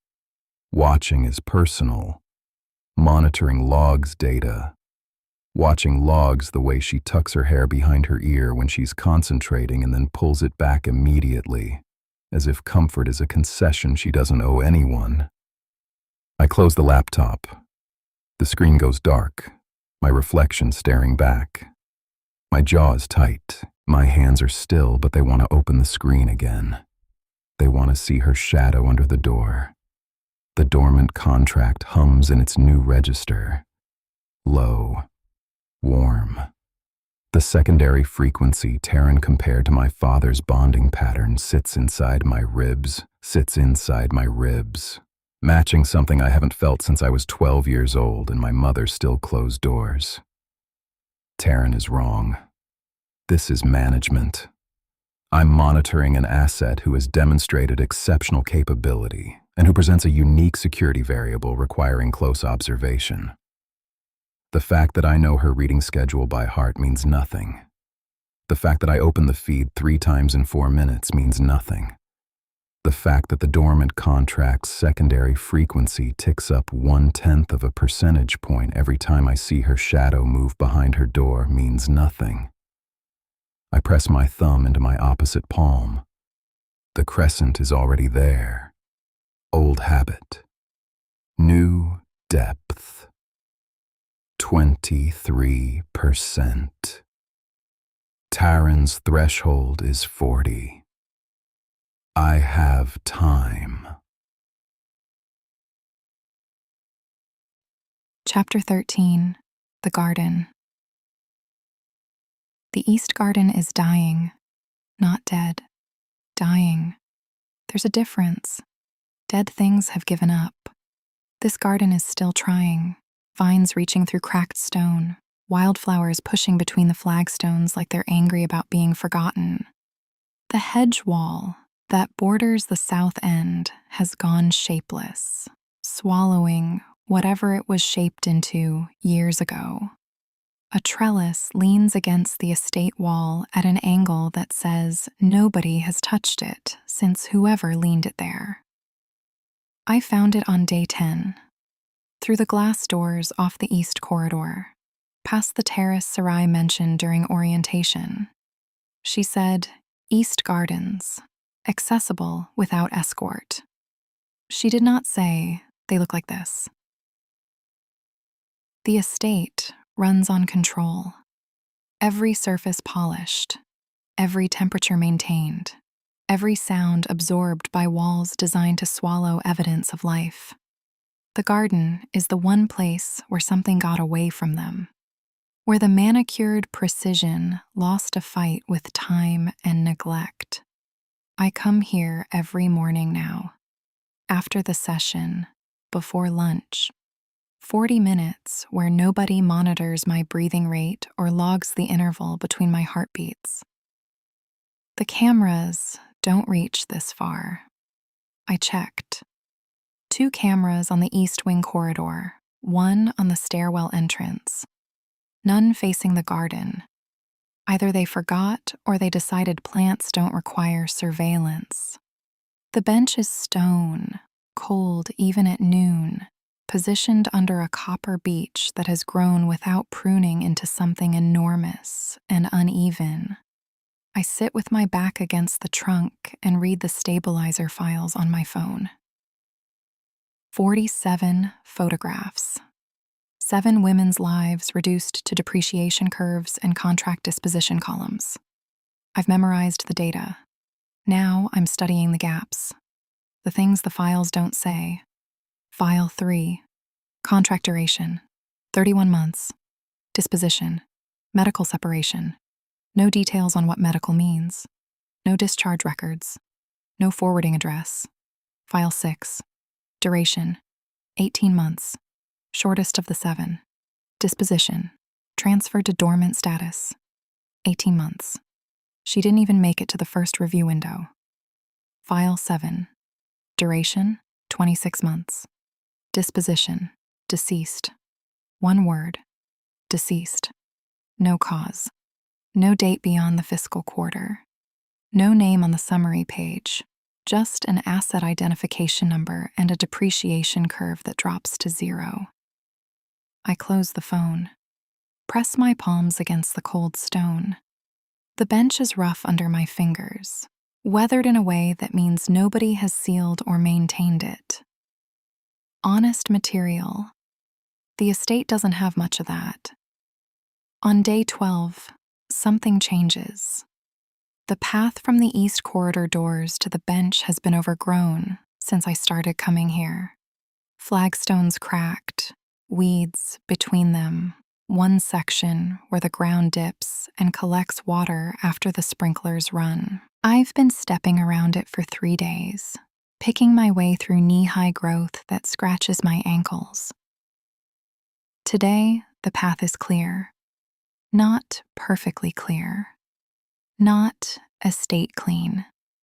But someone has cut back the growth along both sides, pulled the weeds from between the flagstones, and filled the low spot with gravel so it drains instead of pooling. The work is recent. The cut stems are still green, the gravel still sharp-edged and pale. I stand at the corridor doors and stare at it. The estate has a groundskeeper. I've seen him twice, both times near the south entrance. A man in his 50s who avoids eye contact and moves through the property like he's trying not to be noticed. He maintains the front grounds, the drive, the perimeter landscaping, the controlled nature that makes the estate look like it grew on command. He has never touched the east garden. I've been coming here for 3 days, and the growth was the same every morning. Unchanged, ignored. Until today, I walk the cleared path to the bench, sit down, study the cuts, clean, deliberate. Whoever did this used shears, not a machine. They cut from both sides of the path, working toward the bench, clearing just enough width for one person to walk without brushing the edges. The bench itself has been wiped.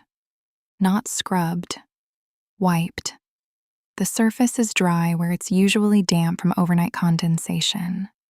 Someone came here before I did and dried it. My chest tightens. I spend the full 40 minutes cataloging what's different. The path, the bench.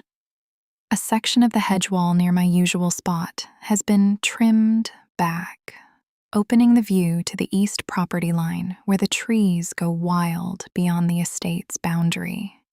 Yesterday, that view was blocked by 6 feet of unruly boxwood.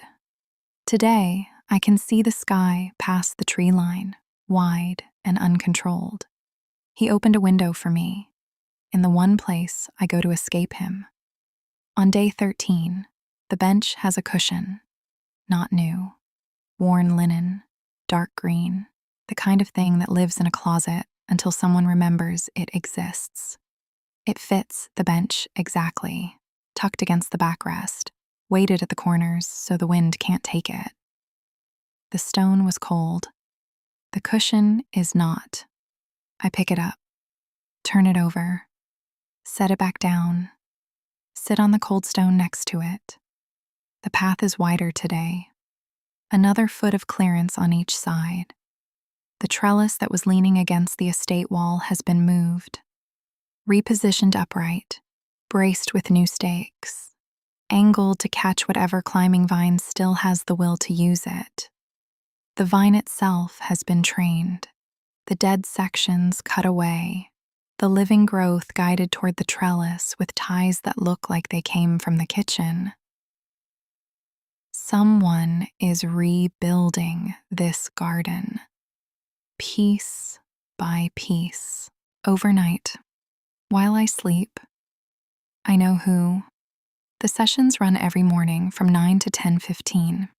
His heart rate is 5 points above baseline every time I sit across from him. He never speaks first anymore. He watches me the way I watch the files on my phone, cataloging, measuring, looking for the thing he can't name. I pull my knees up on the bench. The cushion is soft. I hate that it's soft. At dinner, I find him in the kitchen. He's standing at the counter with a glass of water, reading something on his phone. He looks up when I enter. The thing in his expression that passes for neutral is working harder than usual. The garden, I say. He sets the phone face down on the counter. What about it? You cleared the path. The groundskeeper maintains the east gardens on a rotating schedule. The groundskeeper hasn't touched the east garden since I arrived. I asked Sarai. She said the rotation was suspended 3 years ago when the budget was redirected to the south perimeter. His jaw shifts 1 millimeter, the tell I've cataloged across 2 weeks of this arrangement. You moved the trellis, I say. You put a cushion on the bench. You cut the hedge so I could see past the tree line. I lean against the doorframe. You're not subtle. I'm not trying to be. The words land different than I expect. No deflection. No strategy. No, the estate requires maintenance, or Sarai ordered it. Just the admission, stripped clean. Why? I say. He picks up his glass, drinks, sets it down with the precision of someone who thinks about where objects go. You go there to breathe. The path was in your way. That's not an answer. It's the only one I have. The kitchen is quiet. The sprinklers cycle on outside, a soft mechanical hiss through the windows. His hands are on the counter, palms down. Still, not controlled, still. The other kind. You can't keep doing this, I say. My voice comes out quieter than I planned. Doing what? Being kind.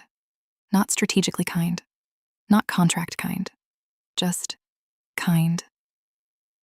I cross my arms because my hands want to do something I won't let them. It makes it harder. Harder to what? I don't answer. He doesn't push. The space between the question and the silence holds the shape of something neither of us is ready to say. The hedge, I say instead. You cut a window in the hedge. The boxwood was overgrown. It was blocking the eastern sightline. The eastern sightline that happens to face the only direction where the trees aren't controlled. He looks at me, not the clinical look from the sessions, something less defended. You mentioned it. In the car, coming back from the facility. The trees on the estate are placed by someone who understood that nature is most intimidating when it's controlled. Your words. I said that on day 5, in the back seat, watching the estate approach through tinted glass. A throwaway observation. He remembered it. Cut a hole in a hedge so I could see something wild. The cushion stays, I say, but stop clearing the path. I like the weeds. Something happens in his face, not a smile, smaller, a crack in the mask that lives between his jaw and his eyes, there for half a second before the control swallows it. Understood, he says. I push off the doorframe, walk toward the east corridor, stop at the threshold.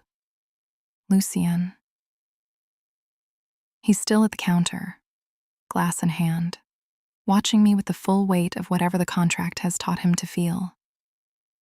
Thank you, I say. I don't wait for his response. I walk. The corridor is long, and my footsteps are steady, and the thing expanding under my ribs is not gratitude. Gratitude I could manage. This is worse.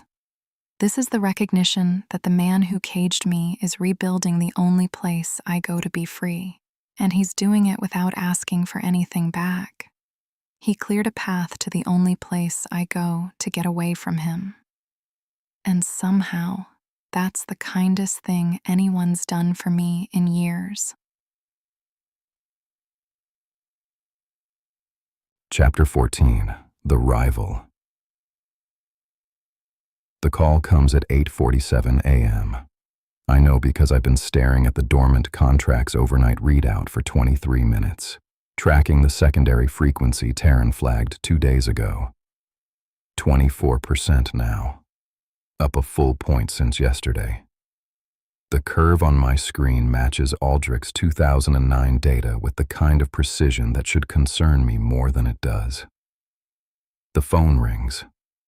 I let it go twice before answering because the caller ID reads Ashcroft, and I need 2 rings to construct the version of myself that can handle this conversation. Lucien. Damon Ashcroft's voice fills the room like cologne at a funeral. Warm, considered, designed to put you at ease, which means you should never be at ease. Damon. I'll be brief. I know you've onboarded a new stabilizer. Clean asset. Unaltered emotional capacity. No system residue. A pause. Measured. I'd like to discuss a shared contract arrangement. My hand tightens on the phone. The motion is involuntary. I note it and don't correct it. No. You haven't heard the terms. I don't need to hear the terms. Another pause. Longer. Damon doesn't get told no. House Ashcroft runs on appetite, not precision. He acquires what he wants. The process is secondary. Clean assets are rare. Lucien, you know this better than anyone. Your house runs 1 contract at a time. Mine runs 4. A shared arrangement would double her stabilization output and reduce your overhead by 40%. His voice drops half a register. I'm being collegial. I could be competitive. The dormant contract pulses once in my chest, not the warm hum it produces near Elara. Something older, territorial. The word that surfaces in my mind is mine, and I crush it before it reaches anything resembling a conscious thought. House Draeve's contracts are not negotiable. Everything is negotiable. Your father taught me that. My father is dead, and yet his house still operates on the system he built. The charm has thinned. Underneath it, Damon's voice carries the register of a man who is used to getting what he wants and is deciding how unpleasant to make the alternative. The asset's name is Elara Vance. 24. Psychology background. Incomplete. Father defaulted on a mid-tier contract 6 years ago. Brother in school. Mother drowning. Clean resonance profile. She's remarkable on paper. He's read her file. Someone inside my house, or someone at the commission, leaked her information. I feel it in my fingertips. You've done your research, I say. I always do. And what my research tells me, Lucien, is that a clean asset of this caliber in a single contract house is like parking a Stradivarius in a garage. She could stabilize 3 dormancies simultaneously with capacity to spare. House Ashcroft would give her reach. Compensation for her family that exceeds your current package. Broader stabilization coverage. She's not a violin. No, she's a resource, and you're hoarding her. I stand. My chair pushes back against the hardwood loud enough to punctuate the silence. Let me be clear. My voice comes out quieter than I intended. Quieter is worse. Elara Vance is under contract with House Draeve. Exclusive. Non-transferable. If House Ashcroft contacts her directly or approaches her family, I will consider it a breach of inter-house protocol and respond accordingly. Silence on the line. 3 seconds. 4. Respond accordingly. Damon repeats. That's colorful. It's precise. She might be better served with us. Lucien, I'm offering resources you don't have. Multi-contract infrastructure, a stabilization team instead of one man, and his inherited condition. He lets the word inherited sit. Your house runs on legacy. Mine runs on scale. Scale is kinder. I end the call. I press the disconnect, and the room fills with the absence of his voice, which is better than his voice in every measurable way. My hand is shaking. I put it palm down on the desk and press until the tremor stops. The crescent in my opposite palm is fresh. Taryn enters without knocking. He always does. Ashcroft, he says. Yes. Shared contract? I handled it. Taryn studies me. After 4 years, he can estimate my heart rate by watching my jaw. Your resting rate is up 12 points, he says. I just had an unpleasant conversation. You've had hundreds of unpleasant conversations. Your resting rate doesn't move. He crosses his arms. He mentioned her by name. He had her file. Leak? Commission or internal. Find it. Taryn nods. Then, because he's Taryn, your reaction was disproportionate, when my reaction was appropriate to the threat. The threat was a phone call, a business inquiry between houses. Your reaction was appropriate to someone threatening something you own. He lets that word sit the way Damon let inherited sit. She's not yours, Lucien. I don't answer, because the answer that rises is wrong. The answer that rises is, she's not his either, which is irrational and possessive and pushes the secondary frequency from 24 toward 40. Find the leak. I say, that's the priority. Taryn leaves. The door closes softly. He never slams it. If he did, I could dismiss the exit. The quiet closing is his way of saying this conversation isn't finished. I open the security feed. Not intentionally. My hand moves to the keyboard the way it's been moving for the past 3 days, and the East Wing corridor fills the screen before I've made a conscious decision to look. Feed is empty. She's in the garden. The cameras don't reach the garden. I close the feed. Open it. Close it. 14 seconds between the second close and the third open. I timed it. I told myself I wouldn't time it. The secondary frequency ticks, 24.1. I take the east stairwell instead of the elevator. The elevator logs timestamps. The dormant contract hums lower with every floor I descend, as if it knows where I'm going. The thing in my chest has been mapping her location since she arrived. I've stopped pretending that's clinical. The garden is the one part of the estate I don't control. Not because I can't. Because she asked me not to. The cushion is on the bench. The hedge window I cut faces the wild trees beyond the property line. She's there. Knees up on the bench, back against the copper beech, phone in her lap, reading the files. She always reads the files here. The ones she thinks I don't know about. 47 photographs of 7 women's depreciation curves. I should tell her about Damon. That a man who runs 4 contracts simultaneously and treats stabilizers, like quarterly earnings reports, now has her name, her family's address. I sit on the other end of the bench. The cushion is between us. She doesn't look up. You're early, she says. Not surprised. Not bothered. Just noting it. Session's not until 9. It's 8:50. 10 minutes. She does something with her mouth, not a smile. The predecessor to one, if a smile ever made it past her defenses. Her thumb scrolls the phone screen and stops. She sets it face down on the cushion between us. The garden is quiet. Sprinklers finished their cycle 20 minutes ago.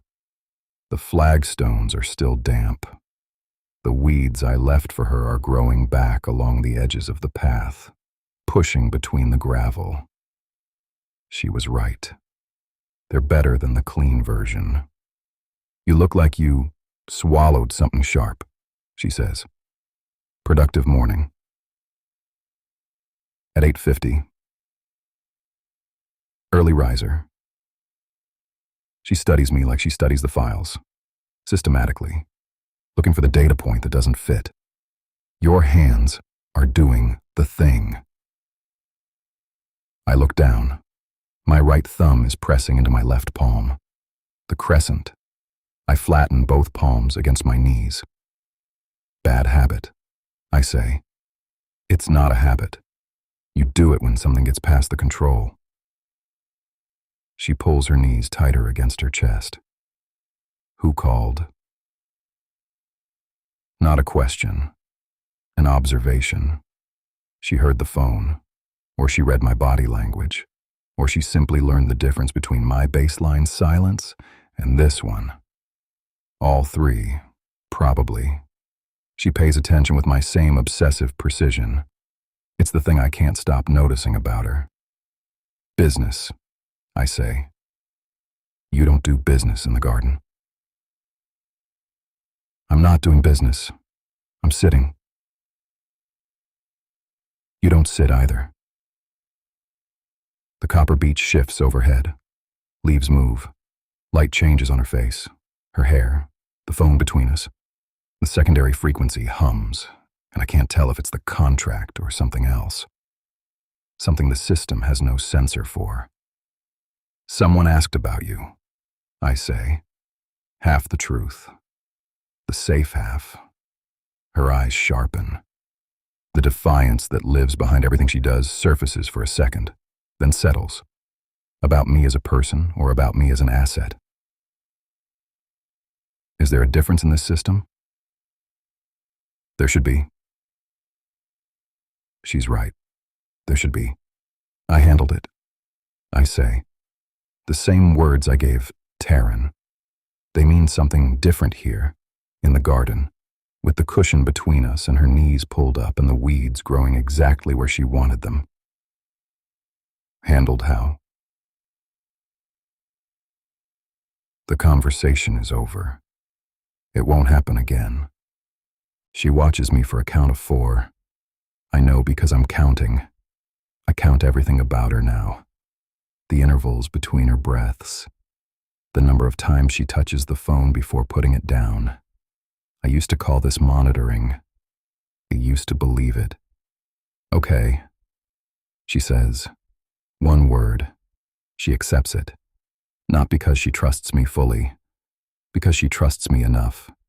And the distance between fully and enough is the most dangerous territory I've ever crossed. We sit. The garden breathes around us. The hedge window frames the wild trees and the sky beyond them. She leans her head back against the copper beach and closes her eyes. I watch her face. The tension that lives in her jaw when she's awake doesn't leave when her eyes close. She's not relaxing. She's choosing to be unguarded in my presence. It's not the same thing. The dormant contract goes quiet, not silent. Quiet. The distinction matters because silence happened once, and it rearranged something fundamental. Quiet is what happens when the thing in my chest stops feeding and starts listening. The secondary frequency drops half a tick, from 24.1 to 24. Then, slowly, to 23.8. It goes down near her. Not when I watch the feed. Not when I check the data. Not when I press crescents into my palm. Only here. Only when I stop trying. The session starts in 6 minutes. I should stand up and become the version of myself that sits across from her in the resonance room, the version that pretends this is clinical. I don't move. She opens her eyes, looks at me. The look is not hostile, not warm, something between, something that doesn't have a name in the system's taxonomy. You're still here, she says. I'm still here. You should go set up a room. Probably. Neither of us moves. The contract hums low and warm, and the weeds push through the gravel, and Damon Ashcroft's voice is already fading from the room upstairs, replaced by the sound of her breathing 14 times per minute in a garden I stopped controlling because she asked me to. I told myself I needed her for the contract. I told Taryn it was strategy. I told the silence between us nothing at all. But when Ashcroft said her name, something in me went dark. Not angry, not territorial. Dark the way a room goes dark when someone reaches for the switch. Sudden, complete. And in that darkness, the only thought that surfaced, clear and entirely mine, was, no one touches her. No one says her name like it belongs on their balance sheet. The secondary frequency holds at 23.8. Taryn's threshold is 40. I don't have time. Chapter 15. The System. Sarai's office smells like printer toner and something floral she keeps in a small glass bottle on the second shelf. The bottle stands out because every object in this house is placed with intention, and the things that aren't placed tell you more than the things that are. The bottle is from home. Sarai brought it herself. "You're early," she says without looking up from her tablet. Her fingers move across the screen with the precision of someone who builds cages for a living and doesn't think about the birds. "Session's not until 9. I had a question." She looks up. Her expression is the one she uses when I ask things she's contractually permitted to answer, but personally uncomfortable with. I've learned to read the difference. When she can answer, her chin stays level. When she can't, it drops half a degree. Her chin stays level. Good. Go ahead. I sit in the chair across from her desk, lower than hers by 2 inches. First time, that bothered me. Today, I don't care. The bonding protocol, I say. It maps my emotional architecture against his deficit profile. You told me that. I did. And the system uses that map to find bridging frequencies. My stability helps regulate his instability. Correct. What happens to the bridge after? Her fingers stop on the tablet. After what? After the stabilization period, after the graduated disengagement on page 31, the bridge you built between two people's emotional systems, where does it go? Sarai sets the tablet face down on her desk. The gesture is deliberate. The bonding protocol is designed with a controlled deactivation sequence. The bridge attenuates over a period not to exceed 6 months. Both parties return to baseline. Both parties return to baseline. I repeat. That's the documentation language. It's the accurate language. Is it? I lean forward, because the files I've been reading say something different. Her eyes change, not alarm, recognition. She knows I've been in the records office. She knows about the photographs. Lucien knows, and Sarai works for Lucien, and information in this house travels in one direction, up. The fear I braced for doesn't come. What comes instead is clarity. the first person in a burning building who actually reads the evacuation map instead of following the crowd. The stabilizer performance files, I say. 7 women across 14 years. Average contract duration 2 to 3 years. 5 transferred to dormant status. 1 medical separation. 1 deceased. I pause. The documentation language for those outcomes would be interesting. Sarai's jaw tightens. 1 millimeter. I've borrowed the measurement system from Lucien without meaning to. I've been counting millimeters and breathing rates and the seconds between someone's question and their answer. The system teaches you its language, whether you want to learn it or not. Those files represent a range of outcomes across different operational configurations, she says. House Draeve has undergone significant restructuring since the earliest contracts? When Lucien took over? Yes. He lowered extraction rates? Significantly. Built-in recovery periods?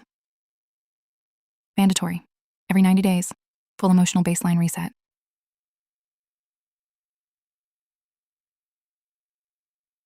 And the bridge still attenuates. The stabilizer still returns to baseline. Sarai picks up the tablet, puts it down again, picks it up. Her composure is cracking in the joints, not the surface. The protocol is designed for full recovery, she says. That's not what I asked. Ms. Vance. Elara. My name in her mouth sounds different than it does in Lucien's. In his, it's a door he keeps trying to open. In hers, it's a file she's deciding whether to close. The bonding protocol creates a temporary connection between the stabilizer's emotional architecture and the recipient's deficit profile. The system uses that connection to calibrate resonance frequencies. When the connection is severed through graduated disengagement, the stabilizer's architecture reconstitutes. That is the designed outcome. The designed outcome, I say, not the actual outcome. She doesn't answer. Sarai. The actual outcomes are documented in the files you've already accessed. Those files document what happened. I'm asking why. The floral bottle catches light from the window behind her. Lavender, maybe. Something her mother grows, or grew, or gave her once. Something personal in a place designed to eliminate the personal. The extraction process, Sarai says. The words come out different, slower, like she's pulling them through something dense. Emotional bonding generates a byproduct. The stabilizer's emotional capacity produces resonance frequencies that interact with the recipient's deficit. Those interactions generate excess energy that the system captures. I go still. Captures, I say. Collects, redistributes. Redistributes where? To the house's operational reserves, to client stabilization pools, to other contracts that require supplemental input. She meets my eyes. Something behind them shifts. The way my mother's face shifts right before she delivers news that changes the shape of a room. The vow house doesn't just facilitate emotional bonds, Elara. It profits from them. Every contracted stabilizer produces a percentage of emotional yield that the house retains. That percentage is called the extraction rate. The room tilts, not physically. Something in the way I understand this place, this contract, the chair I'm sitting in. My father, I say. Sarai says nothing. My father was contracted through a mid-tier house. They extracted from him until there was nothing left. His contract defaulted because he was empty, not because he failed, because they took everything. Mid-tier houses historically operated at extraction rates that would be... She stops, recalibrates. The regulatory environment has changed significantly. Criminal. The word you're avoiding is criminal. Lucien said the same thing, wrapped it in the same packaging. I stand. The chair scrapes against the floor. What's the extraction rate here? At House Draeve, under the restructured, ethical, significantly improved system. 12%. 12% of what? Of your emotional yield per session, captured at the resonance bridge during bonding intervals. The remainder returns to you. The remainder. I taste the word. It tastes like the air in my father's room, clinical and wrong. What does 12% feel like? Most stabilizers report no perceptible impact during the first 18 months. And after 18 months, her chin drops half a degree. She can't answer that one. Or she can, and the answer is the kind that changes everything. And she's deciding whether the woman asking deserves the truth or whether the truth would violate something she signed when she took this job. I stand at her desk. She sits behind it. Between us, the tablet lies face down and the floral bottle catches light, and somewhere on the floors above us, the system is measuring my cortisol and my heart rate and the electrical impulse traveling down my spine because I just understood something I should have understood the day I signed. Is that what's happening to me? I say. Sarai looks at me, steady, professional. Her professional warmth has been set aside. What's underneath isn't cold. It's careful. She doesn't answer. The silence lasts 47 seconds. I count because counting is the only thing keeping my hands from shaking. 47 seconds in which Sarai sits behind her desk with her hands on the tablet and her chin at that half-degree angle. That means the truth exists, but she won't hand it to me. 47 seconds in which the floral bottle catches light and loses it and catches it again as clouds pass outside the window she never opens. I think about my father's hands, palms up, fingers relaxed with absence rather than peace.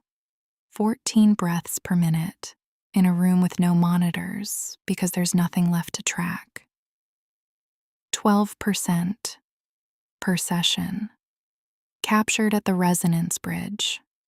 I've been sitting in that room every morning for 2 weeks. If the math is what I think it is, the system has already taken something from me that I can't name. Not enough to measure in the first 18 months. Sarai said that. Most stabilizers report no perceptible impact. Most stabilizers. The word most carries an entire cemetery. Thank you, I say. My voice comes out level, clean, the version of me that gives this house nothing. Sarai opens her mouth, closes it. For half a second, she looks like a person instead of an architect, and whatever she was about to say dies behind her professional composure. Your session is at 9, she says instead. I know. When I leave her office, my steps are even and my breathing is at 14 and my face gives this house nothing. The stairwell cameras log my passage. Past my door with its 12-digit code that means everything to me and nothing to the infrastructure reading my biometrics through the walls. My bed is cold. The phone is where I left it, face down on the nightstand. I pull up the stabilizer files. 7 women, 14 years. Depreciation curves that all follow the same arc. Rise, peak, decline. The system doesn't care what you call it. Restructured or original. ethical or extractive, 12% or 90%. The curve is the same curve. The women are the same women. My father is in a facility on Birch Street because someone ran the numbers on his emotional capacity and decided the yield was worth the cost. He sits in a chair by a window, and his hands don't close because closing a hand requires intention, and the system took his intention and redistributed it to someone else's operational reserves. The phone screen dims. My thumb presses the lock button without deciding to. I signed a contract with the house that built the system that drained him. Not the same house. A better house. A house with lower rates and recovery periods, and a man who restructures cages and calls it progress. The cage is cleaner here. The bars are polished. The food is better. It's still a cage, and I'm still inside it. Chapter 16. The Fault Line. The dormant contract wakes me at 4:11 a.m. Not the usual way. Not the hum or the pressure or the spreading warmth that's become its new language since she arrived.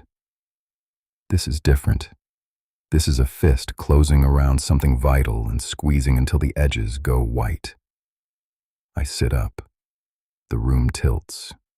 My hands find the edge of the mattress and grip. The gripping is involuntary. I catalog everything I do, and I did not choose this. The dormant contract has never produced pain before. Discomfort, yes. Pressure behind the sternum. The hum that eats sleep. The sharpened perception that makes every ventilation pitch and fabric texture register at volumes that should require medication. 11 months of symptoms that ranged from inconvenient to alarming but never crossed into this. This crosses. I make it to the office. Not the south wing bedroom, not the kitchen.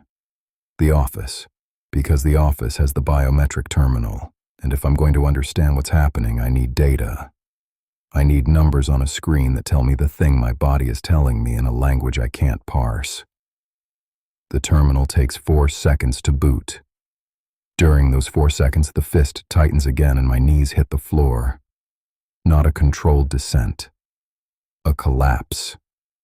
My palms flat on the hardwood, my forehead following, the cold of the floor pressing against skin that shouldn't be this hot. The dormant contract is producing heat now. Not the warmth that drops near her. Not the register that started after the facility visit. Furnace heat. I try to stand. My arms won't cooperate. The terminal screen glows blue above me. Data I can't reach. Numbers that would tell me whether the secondary frequency has spiked or whether the primary signal has shifted or whether the dormant contract has simply decided to stop pretending it's not killing me. I count my breathing. 14, 12, 9. 9 is too low. 9 means my autonomic system is being overridden by something that doesn't care about oxygen. The pain doesn't pulse. It sustains. A held note in a frequency my ribs weren't built to carry. I press my forehead harder against the floor because the cold helps. Or because pushing against something solid is the only voluntary action left available, or because the alternative is lying on my side and waiting, and I have never been someone who waits. The door opens at 4:38 a.m.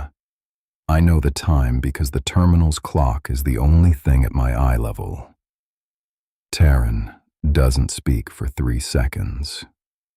3 seconds of his shoes on the threshold and his breathing changing. Then his knees appear in my peripheral vision and his hand is on my shoulder and his voice is caught between professionalism and fear. How long? Not a question. A demand.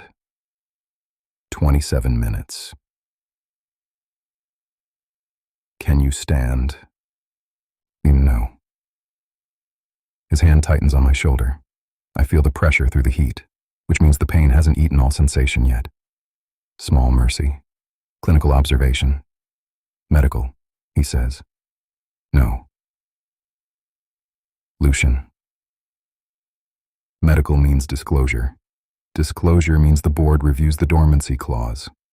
If the board reviews the dormancy clause, the House transitions to provisional governance and every operational decision I've made in 7 years becomes subject to committee override. I pause. The pain does something new. Turns. Like a screw finding purchase. Including her contract. Taryn's silence is its own argument. Bring Elara, I say. That's not a medical intervention. I didn't say it was. You're on the floor of your office at 4 a.m. asking me to bring the stabilizer, and you're telling me that's not medical. I'm telling you to bring her. He stands. I hear him reach the door. He stops. The secondary frequency jumped at 26% an hour ago. I got the alert. That's why I'm here. His voice drops. Aldrich was at 26 on day 19. You're on day 17. But the door closes. His footsteps recede down the east corridor. I stay on the floor. The terminal glows above me. The pain holds its note. 26%. 2 points in 3 days. The curve isn't just matching Aldrich's progression. It's accelerating. I think about the 40% threshold Taryn set. A number we agreed on in his office while I told myself I had time. At this rate, I have weeks. Not months. Weeks before the secondary frequency becomes the dominant signal and the dormant contract stops being something I carry and becomes something that carries me. I think about the 7 files Elara photographed. Depreciation curves. Asset numbers. One entry that said deceased and nothing else. I think about my mother's last month. Everything open. Doors, drawers, medicine cabinet. Like she was trying to give away whatever the contract hadn't taken yet. The fist tightens. I press my teeth together and breathe through it because sound would be surrender, and I don't surrender to things that live inside me. I don't.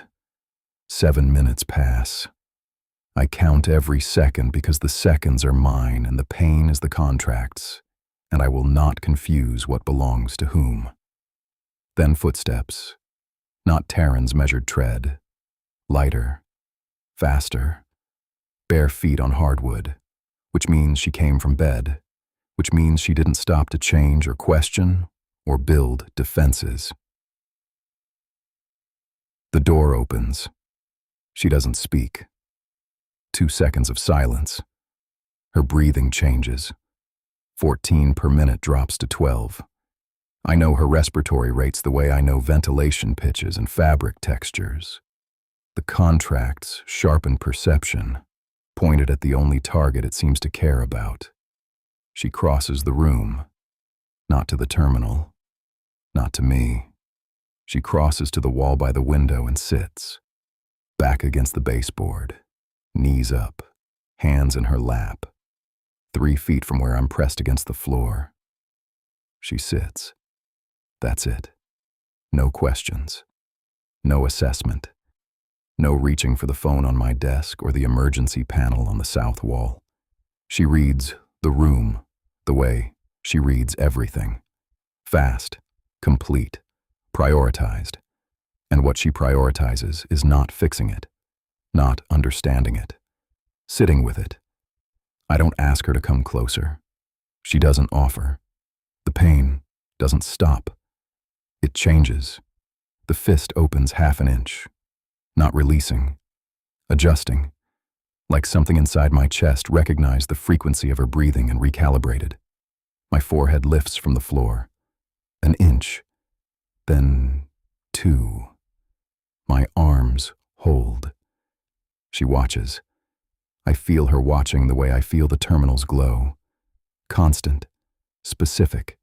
impossible to ignore. I push up to my hands and knees. The room sways, holds. I sit back against the desk, facing her across 3 feet of hardwood and whatever the space between us actually contains. Her hair is down, the cheap shampoo from home. She's wearing the oversized shirt from the kitchen at 2 a.m. Her eyes are steady in a way that should be impossible for someone pulled from sleep by a stranger at 4:45. Not a stranger. The man whose contract is killing him on the floor of his own office. The man who put her in a cage and called it restructuring and told her nothing was being taken. "That's not normal," she says. "I know." "Well, the contract." "Yes." "Has this happened before?" "No." She absorbs that. Her thumb presses against her opposite palm. The crescent. My gesture. She's borrowed it without knowing, and the precision of that recognition hurts more than the dormant contract. "Taryn said 26%, she says. I close my eyes. Open them. "He told you." "He said a number. I don't know what it means yet." She pulls her knees tighter. "But I can count. Lucien. 12% per session. 26% of something I wasn't supposed to know about. Pain that put you on the floor." Her voice doesn't rise, doesn't sharpen, stays exactly at the register that gets past every defense I've built, because it sounds like patience, and patience is the one thing I have no protocol for. "How much haven't you told me?" The pain recedes another degree, not gone, retreating, like something recognizing it's been seen by someone who won't look away. "Enough," I say. "Enough that you'd have a right to leave." "I'm not asking about rights." "Then what are you asking?" She looks at me across 3 feet of floor and whatever the contract has done to the air between us. Her jaw is set in the way I cataloged on day 1, and her breathing is at 12 now, lower than I've recorded, and her eyes are doing something the system never taught me to measure. "I'm asking if you're okay," she says. The question lands like a hand on a wound. Not medical, not strategic. Personal in a way that the contract can measure but can't replicate. Something shifts beneath my ribs, deeper than the dormant contract, deeper than the secondary frequency. Something underneath both. "No," I say. She nods. Once. Like the truth costs less when you stop trying to package it. The terminal glows blue above us. Somewhere in the south wing, Taryn is watching the biometric feed and seeing numbers that confirm what we both already know. The dormant contract went from 24 to 26 in 3 days. The pain is new. The pain means the system has found a new gear. Elara sits against the baseboard with her knees up and her hands still. She stays in the exact position that her presence can reach me and my collapse can't reach her. And the precision of that distance tells me everything about how well she's learned to read the room. The pain eases to a hum. Not the old hum. Deeper. The register that only happens when she's close, and I stop trying. I stop trying. She's the only thing that stops the pain. And I haven't told her the most important part. The pain is getting worse. Chapter 17. The Other Contracts.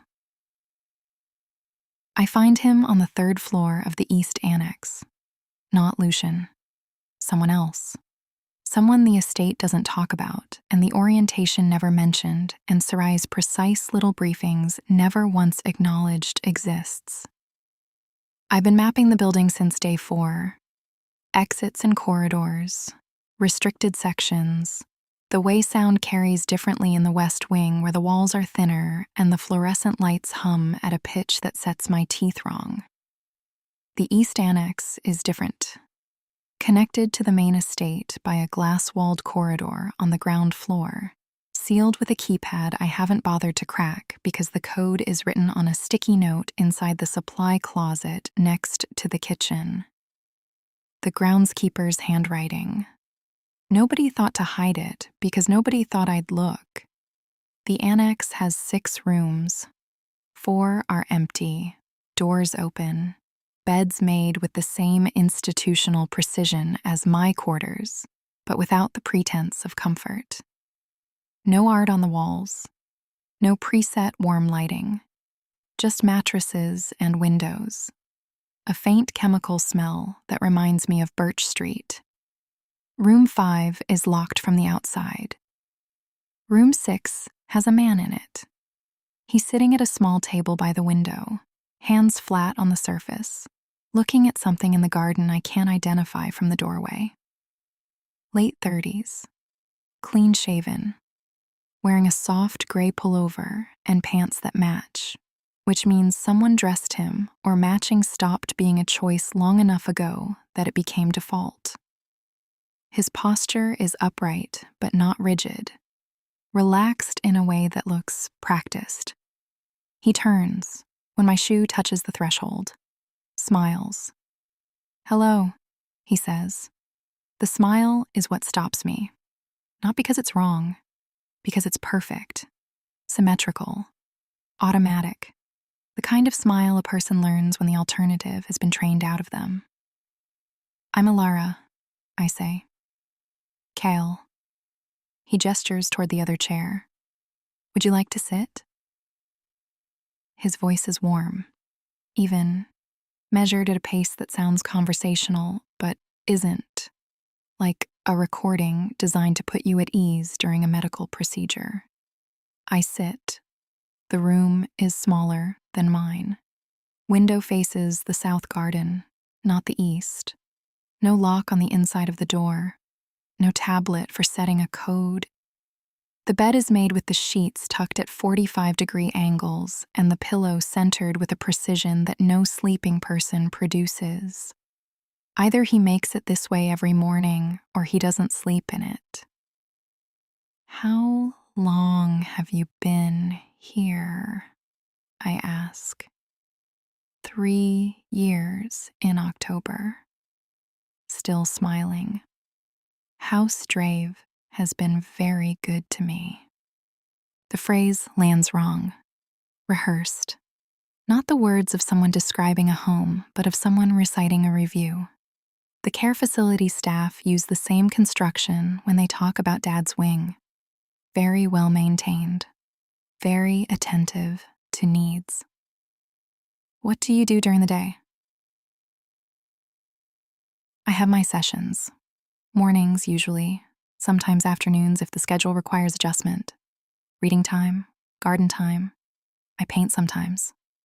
He looks at the table. There's nothing on it. No paint, no supplies, no evidence of a hobby. I used to paint.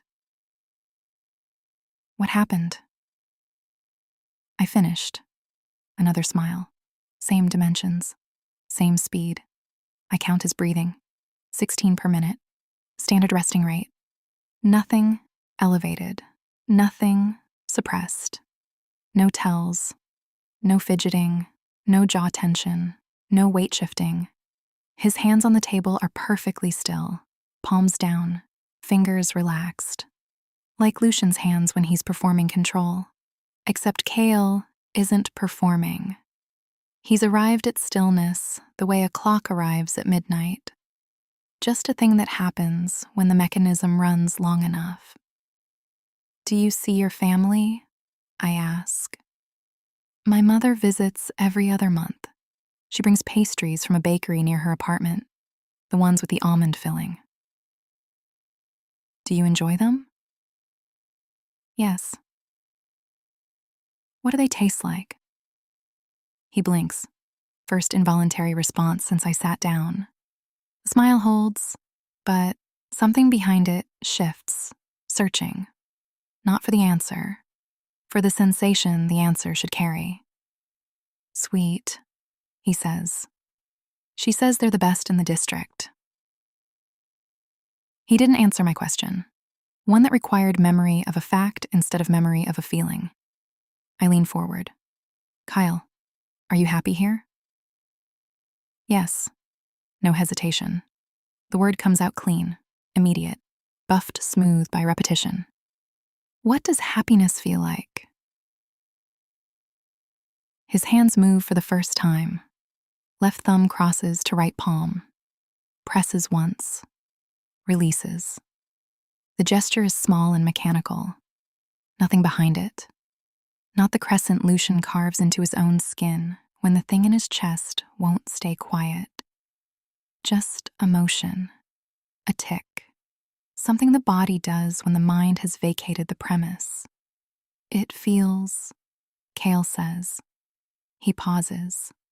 The smile doesn't falter, but something in his jaw works. A millimeter of movement that I've learned to read because the man who put me here carries the same tick when the truth is too close to the surface. It feels good. 2 words. Generic. Shapeless. The verbal equivalent of the room he's sitting in. No texture, no weight, no temperature. Good, I repeat. The system rates my well-being at 93%, he says. Consistently. Sarai shows me the charts at quarterly review. The trend has been stable for 14 months. He knows his happiness as a number, not a feeling, a metric on a chart that someone shows him. I think about file 6. 18 months. Transferred to dormant status. The shortest contract of 7. Didn't make it to the first review window. File 3. 31 months. Medical separation. No forwarding address. My father in room 309. Palms up. Fingers relaxed. Breathing at 14. Kyle is breathing at 16. Do you remember what you felt before the contract? I ask. Of course. That smile. Unbreakable. Things were harder before. The system has been very beneficial. That's not what I asked. He looks at me like my father looks at the parking lot, present and absent in equal measure. The lights are on. The tenant left years ago. I remember that things were harder, he says again, slower, like he's reading the words off a surface only he can see. I stand up. It was nice meeting you, Kyle. You too, Elara. He turns back to the window. His hands return to the table. Flat. Still. The garden holds his attention the way a screen holds a waiting room. Not because it's interesting, but because it's there. I make it to the glass corridor before my legs start shaking. The annex door seals behind me. Back in the main estate, the air is warmer. The walls are softer. The hallway carpet swallows my footsteps whole. I pass the kitchen, past the east wing stairwell where the camera tracks my movement and I no longer bother pretending I don't see it. Up the stairs, down the corridor, my door, 12 digits, Mom's birthday, Milo's birthday, last 4 of the care facility account. The lock engages. I sit on the bed, pull my knees up. 3 years. Cale has been sitting in that room for 3 years. His well-being is 93%. He paints, except he doesn't paint anymore. His mother brings pastries he can describe, but not taste. He knows happiness as a line on a chart because the system took the original and replaced it with a printout. I pull out my phone, open the stabilizer files, find Cale's entry.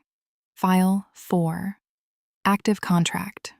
Duration, 36 months and counting. Emotional yield, declining at 2% per quarter. Resonance depth, stable at 61% of initial capture. Initial compatibility rating, 89. Stabilizer, depreciation, on schedule. My file is next. File 8. Initial compatibility, 72. 17 points lower than Kale's. 17 points lower, and they chose me over every clean candidate in the district. On schedule. He's on schedule. The depreciation curve shows exactly where Kale is headed. Another 12 months at current extraction rates, and his yield will drop below the viability threshold. Below that line, the contract triggers disposition review. Below that line, he stops being an asset and becomes a cost. Below that line is where File 6 and File 7 lived. Dormant status. Deceased. I close the phone. Set it face down on the mattress. 12% per session. That's what Sarai told me. What the system takes while I sit across from Lucien and the monitors read frequencies I can't hear. 12% of something I can't quantify, but Kale can't describe. And the curve is the same curve. House Draeve's restructured, ethical extraction. Lucien's reformed system with its mandatory recovery periods and its lower thresholds. The same curve. I press my thumb into my opposite palm. The crescent. His gesture. I don't know when I picked it up and I can't make myself stop. Kyle smiled at me with my father's eyes and told me happiness feels good and the system rates him at 93%, and none of those things are the same sentence in a language that still has words for what it means to feel. 3 weeks. I've been in this house for 3 weeks. 12% per session. 5 sessions a week. 3 weeks. I do the math because the math is the only thing in this building that doesn't lie. The lock holds. The walls absorb. Somewhere in the south wing, Lucien is sitting with a pain the system gave him and a secondary frequency climbing toward a number that means the end. Kyle is sitting by a window. My father is sitting by a window. I pull my knees tighter. My breathing is at 14. I force it there because if I let the number climb, the system will record it. That's what 3 years looks like. That hollow, smiling thing with a 93% rating and no memory of what almonds taste like. And I'm 3 weeks in.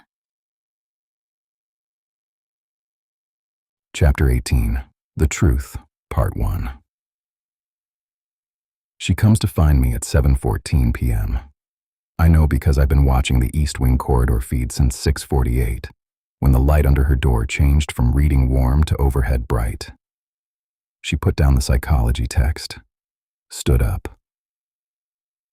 I close the biometric overlay on my screen, open it again. I know her light signatures. The dim one for phone reading, the warm one for the tablet, the overhead for when she's about to move. 23 minutes between standing and leaving the room. She was deciding. She walks past the kitchen, past the corridor junction that leads to the terrace. She takes the south wing stairwell, which she has never taken before. My stairwell. The cameras pick her up at the second floor landing, and I close the security feed before she reaches my door because I don't want to know what her face looks like.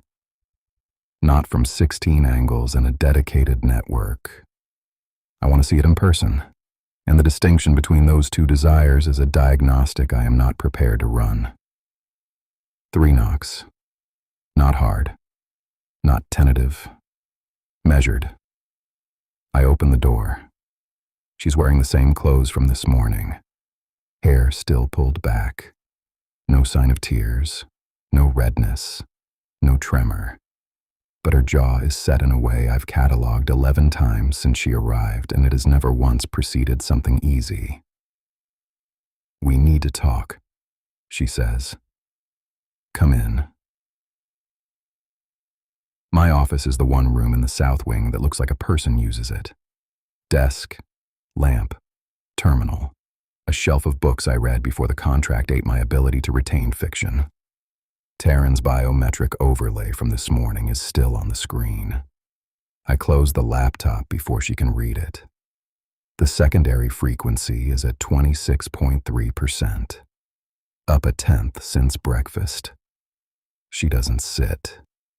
She stands in the center of the room with her arms at her sides and her breathing at 14, which I know because I count it the way other people count heartbeats, automatically and without permission.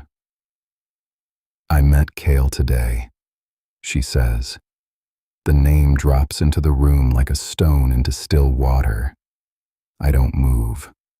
My hands are on the desk and I keep them there because if they leave the surface, they will do something I can't predict. He's in the East Annex, she says. Room 6. 3 years. Your system rates his well-being at 93%. Her voice is level, not angry. Worse. Clinical. She's borrowed my register and she's using it against me. I asked him what happiness feels like. Do you want to know what he said? Elara. He said it feels good. She pauses, lets the 2 words fill every corner of the room. Good. That's it. That's the entire vocabulary a 3-year contract left him. His mother brings pastries and he can't describe the taste. He used to paint. Now he doesn't. He calls that finished. My thumb finds my opposite palm, the crescent. She watches me do it. She does not look away. I restructured the extraction rates. I say, I know, 12% per session. Recovery periods every 90 days. Mandatory. You told Sarai to tell me. You wanted me to see the math and feel grateful. I wanted you to understand that House Draeve operates differently. It does. Cale still has a name after 3 years. At a mid-tier house, he'd be a number by now. She steps closer. 1 foot. The distance between us drops from 8 feet to 7. The secondary frequency in my chest shifts, drops a tenth without permission, and I hate that my body gives her something my words refuse to. So congratulations. Your cage is cleaner. Your extraction is gentler. Your stabilizers last longer before you hollow them out. Is that the pitch? Is that what I'm supposed to find comforting? No. The word comes out stripped. No defense. No reframing. Just the sound of something breaking at a frequency only she can hear. Why do you still do it? She says.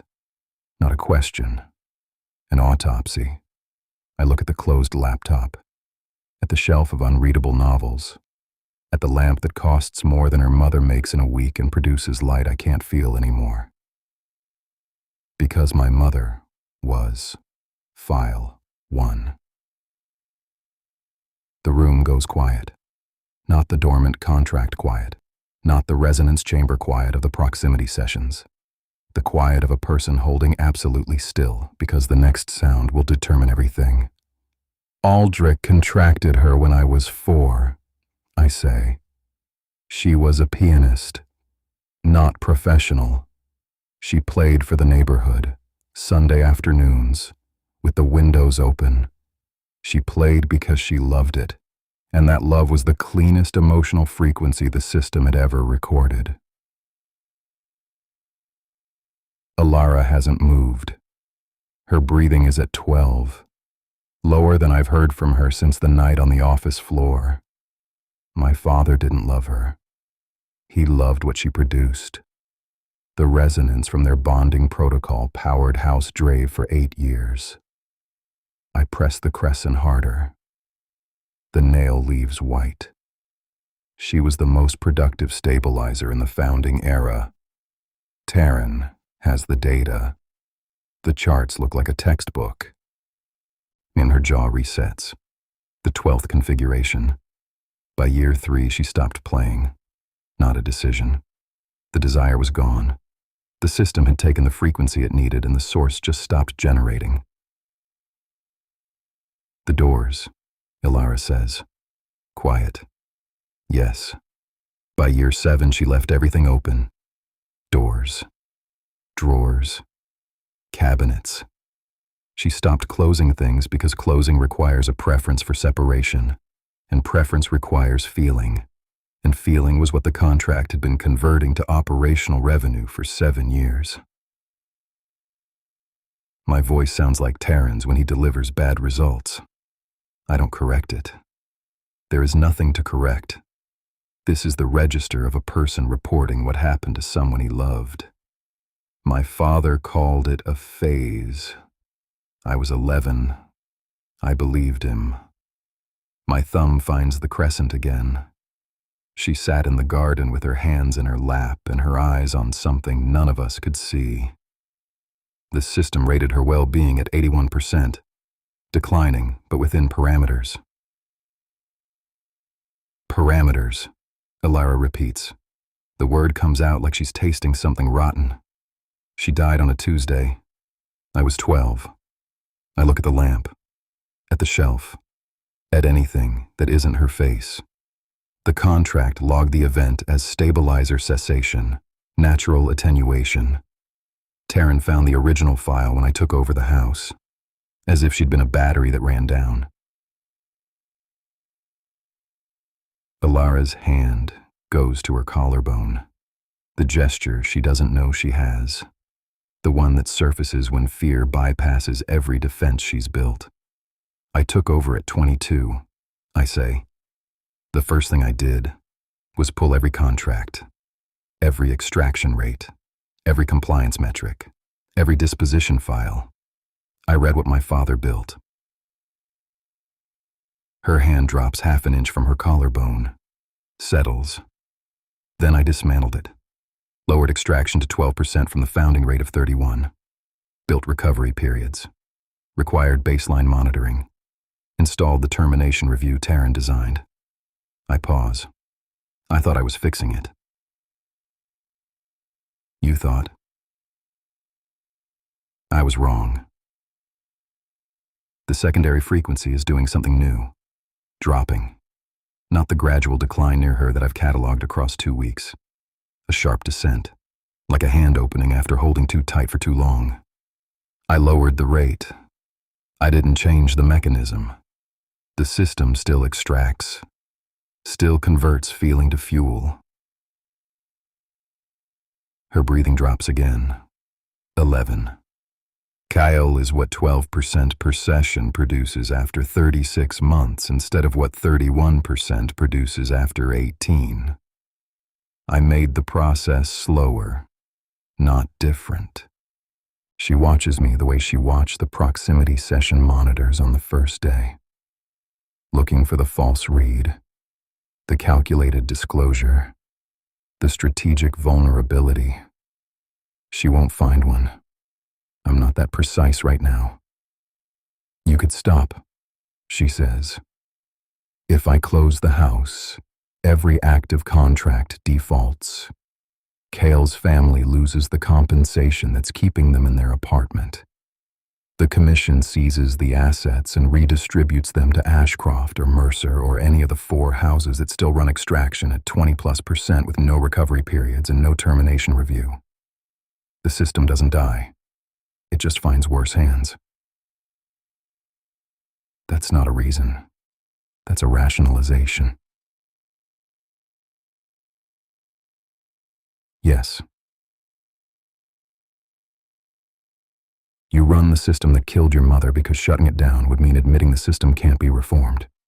And if it can't be reformed, then everything you've done since you were 22 is just guilt wearing a suit.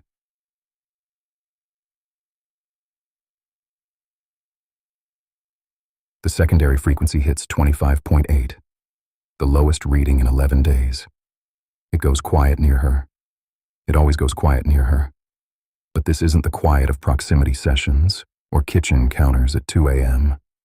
This is the quiet of being seen down to the foundation and finding nothing worth defending. That's not redemption, she says. That's guilt. The word lands where the crescent lives, in the center of my palm. Not redemption.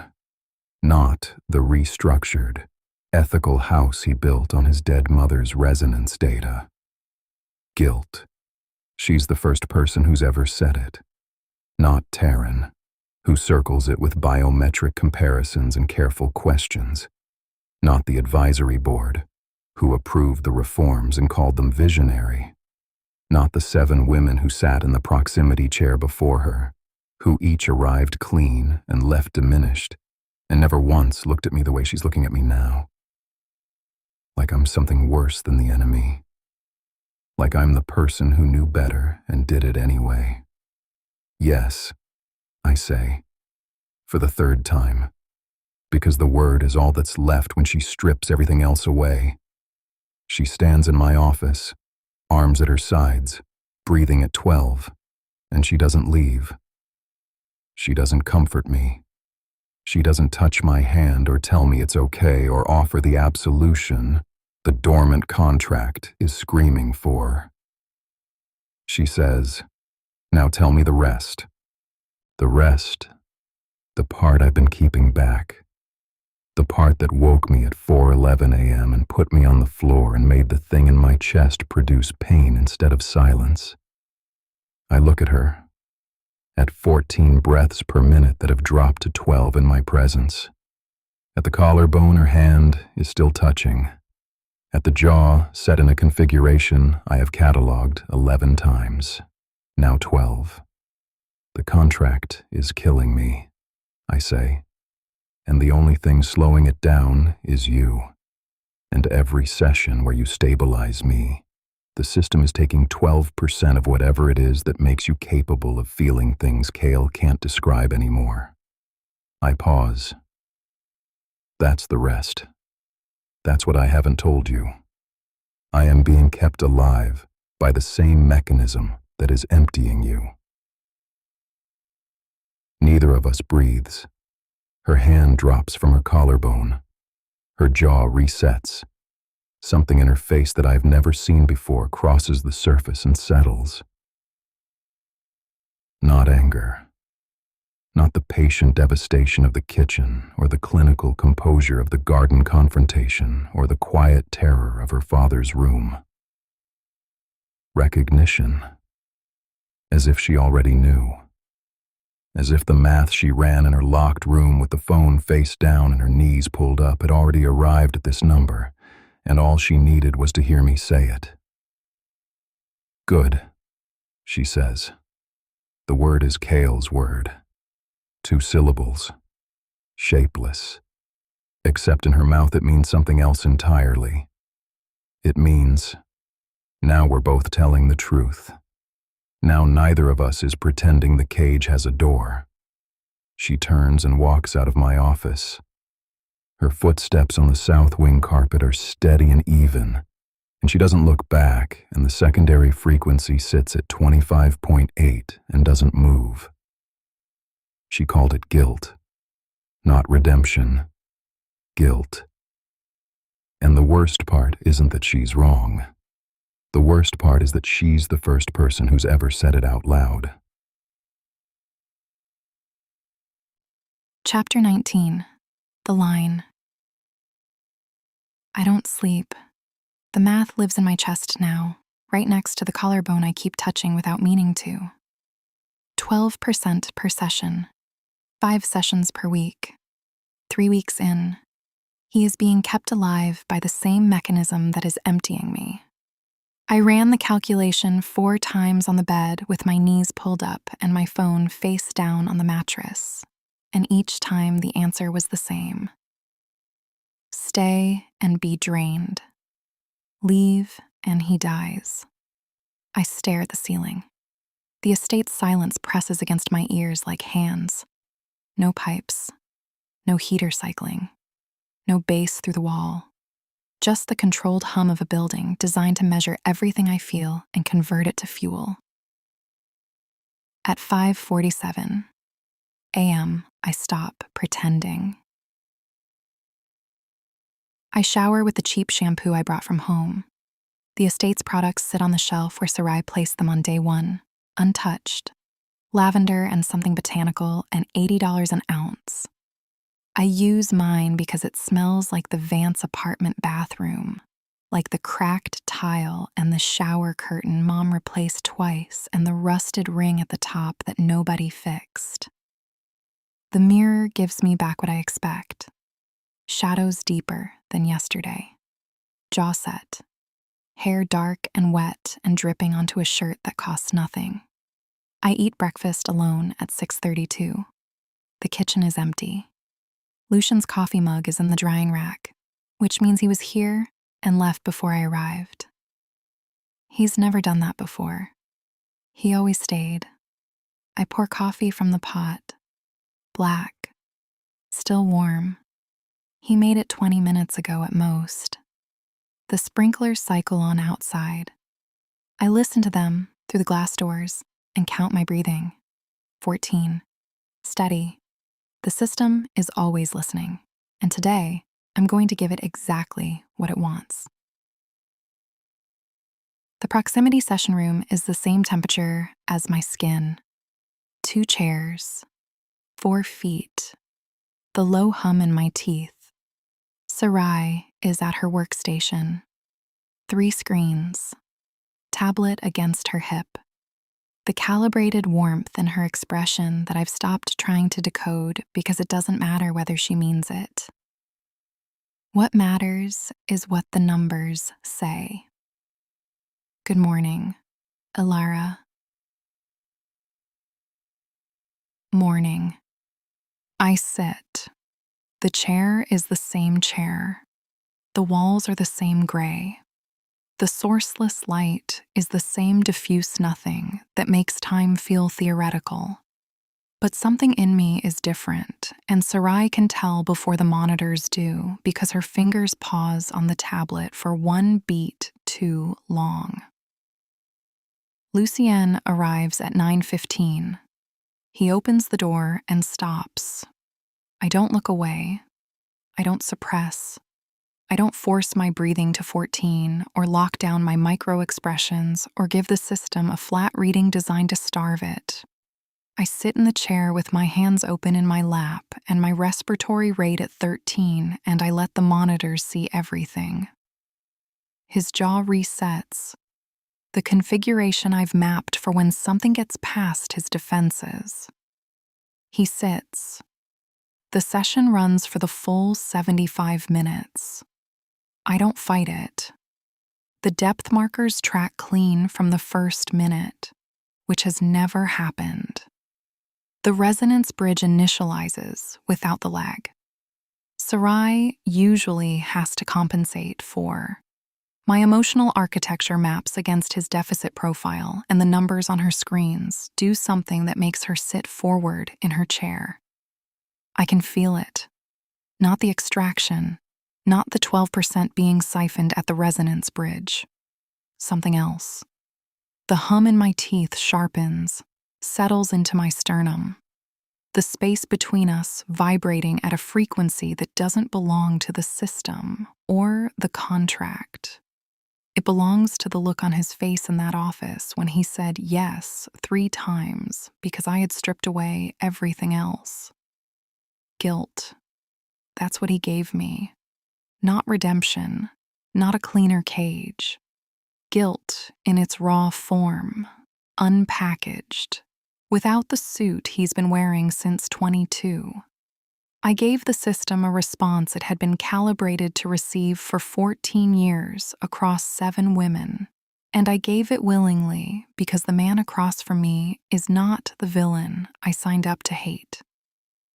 He's worse. He's a person. The session ends at 10:15.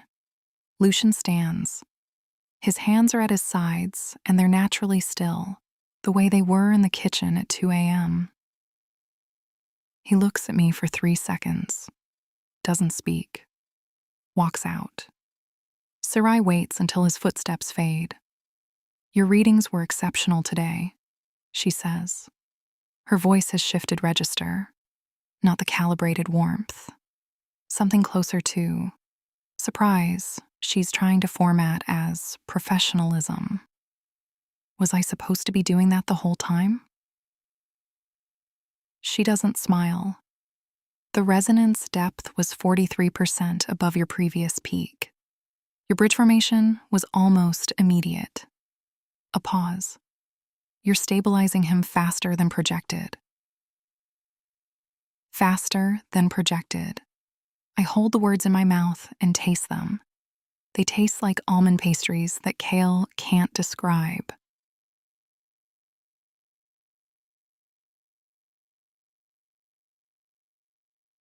What happens when the stabilization is complete? Sarai's chin drops half a degree. The tell I've been tracking since week 1. It means she can't answer, or won't, or both. The contract defines the engagement period as 5 years.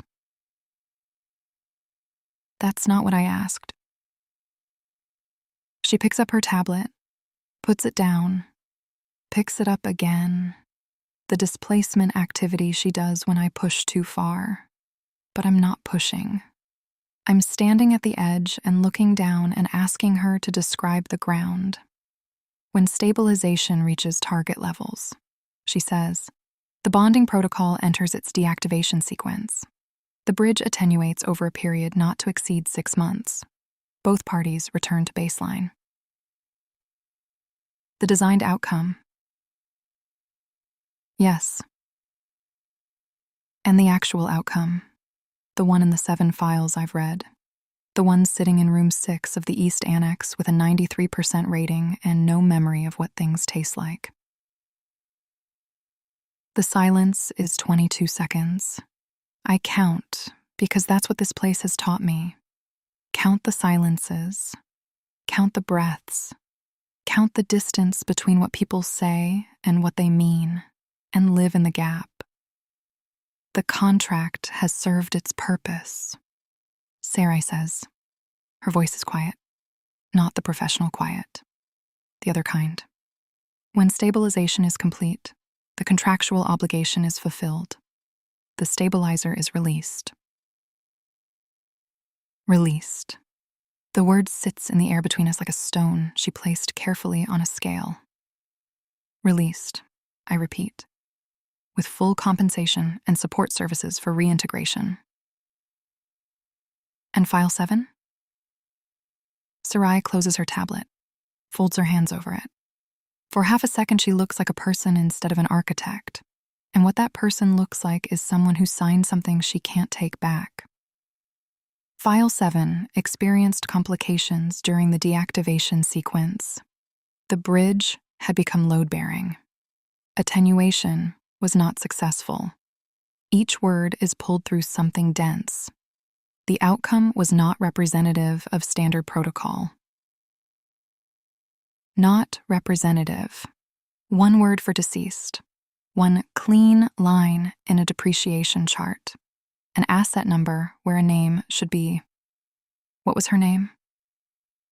Sarai stands. Your next session is tomorrow at 9. She walks to the door. Her footsteps are measured. Her tablet is against her hip. She's been doing this for years. Sitting in that chair, watching the numbers, watching the women give everything and the system log it as yield. Sarai. She stops at the threshold. When the contract served its purpose with the 7 women before me, how many of them walked out of this building the same person they walked in? Oh, her back is to me. Her shoulders are level. Her breathing is at 15, 1 point above her resting average. This place teaches you to count everything or count nothing. She doesn't answer. She walks out. The door closes with the soft precision of every door in this building, engineered to make silence feel like permission. I sit in the empty room. 2 chairs, 4 feet. The hum in my teeth. The system just got the cleanest read it's had since I arrived. 43% above my previous peak. Bridge formation almost immediate. stabilizing him faster than projected. Kyle in room 6. His automatic smile. His mother's pastries he can name but can't taste. 3 years and counting. 12 months to the viability threshold. And below that line is where File 6 and File 7 lived. My father in room 309. Palms up. Fingers that don't close. 7 women who learn the difference between the designed outcome and the actual one. And the one who didn't survive the lesson. The system wants me compliant, engaged, emotionally present. It wants me to feel things in this chair because every feeling I generate is 12% profit and 88% of something that will eventually stop working.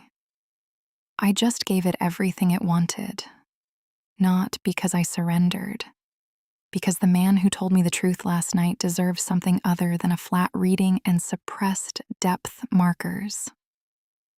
But I'm not Kale, and I'm not my father. I stand up. The chair is still warm.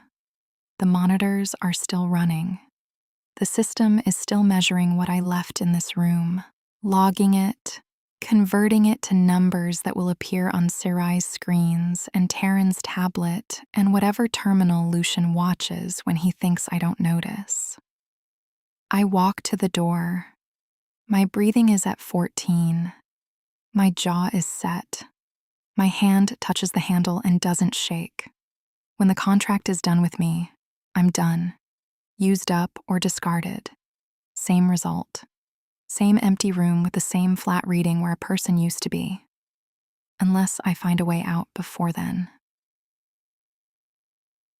Chapter 20. The Inversion. The session is scheduled for 9. I arrive at 8:47. Not because I'm early, because the secondary frequency has been climbing since 3 a.m., a slow burn behind my sternum pressing against bone. 26.4%. I checked at 4:11 before the terminal's glow became something I couldn't look at anymore. Taryn would tell me to stop. The 40% threshold is 12 days away at current velocity, maybe fewer, and checking the number doesn't slow the curve. The session room is empty. 2 chairs, 4 feet. The hum in my teeth that used to be background noise and now registers as something alive, something that knows what I'm about to sit across from. I sit. At 8:52, the terminal behind Sarai's workstation boots automatically. 3 screens populate with the familiar cascade of biometric infrastructure. My resting rate, my cortisol, the secondary frequency graphed against a timeline that curves upward with no ceiling in sight. The screens are designed for Sarai's eyes. This morning, they're for mine. She won't arrive until 8:58. I look at the frequency graph and recognize what Taryn has been telling me for days. The curve doesn't plateau. It doesn't slow. The secondary frequency doesn't stabilize because it isn't a stabilization response. It's bonding, and bonding eats everything it touches. At 8:59, Sarai enters. She stops for 1 second when she sees me in the chair. Professional recovery. Tablet against her hip. You're early. I'm here. She takes her station, doesn't comment on the screens I've been reading. She already knows I look at her data the way Elara looks at mine, from the wrong side of a lock. Elara arrives at 9:03, 3 minutes late. The door opens and she stands in the frame with her hair pulled back and her shoulders carrying something new, a tension that wasn't there yesterday. Her jaw is set in the configuration I've mapped 17 times. She sits, doesn't speak. The monitors begin their work. Surface biometrics first, then the depth markers that track the architecture of whatever she's willing to give the room. Yesterday she gave everything, 43% above her previous peak. Bridge formation almost immediate. Sarai sat forward in her chair, and the surprise in her voice sounded like someone discovering a fire in a building she thought was fireproof. Today is different. She's present, but somewhere past the room, past the chairs and the 4 feet between us. Her respiratory rate is at 14, controlled. Her depth markers are tracking but shallow, as if she's holding something back, and what she's holding back is not resistance, but a decision. At 9:22, Sarai excuses herself. The calibration is running clean. I'll monitor remotely. When the door closes, we sit. The hum sharpens. Not the system's hum. Something underneath it that lives in the space between 2 people who have run out of lies and haven't figured out what comes after. You left the kitchen before I got up, Elara says. Yes. Why? The question is quiet, not accusatory. She's holding a scalpel, not a weapon. Because I don't trust what happens when I see you. I hear the words, and they belong to someone who stopped performing 12 hours ago and hasn't found his way back to the script. After what I told you, after the 12%, after your face when I said it. She absorbs this without flinching. Her breathing stays at 14. The system is reading us right now, she says. It reads us everywhere. The sentence comes out before the gate that normally catches my honesty. Something in the secondary frequencies climb has eroded the mechanism I use to curate what reaches the surface. The walls, the corridor, your room, the lock you set on your first night with your mother's birthday and Milo's birthday, and the last 4 digits of the care facility account number gone. System reads through the building's infrastructure at 94% efficiency. Your lock has never stopped it from seeing you. Silence. 5 seconds. 6. Her chin lifts half an inch.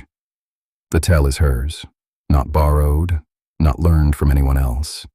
It means she's processing something that changes the shape of everything before it. You knew this when I signed. Yes. You let me set a code. 12 digits. You let me believe it meant something. I needed your signature more than I needed you to trust me. Her respiratory rate drops to 12. The monitors catch it. Her chest rises and falls with a precision that looks controlled but isn't. 12 is lower than she's ever registered. It means something my clinical vocabulary can't reach. Every night, she says. Every night I locked that door and the system was already inside.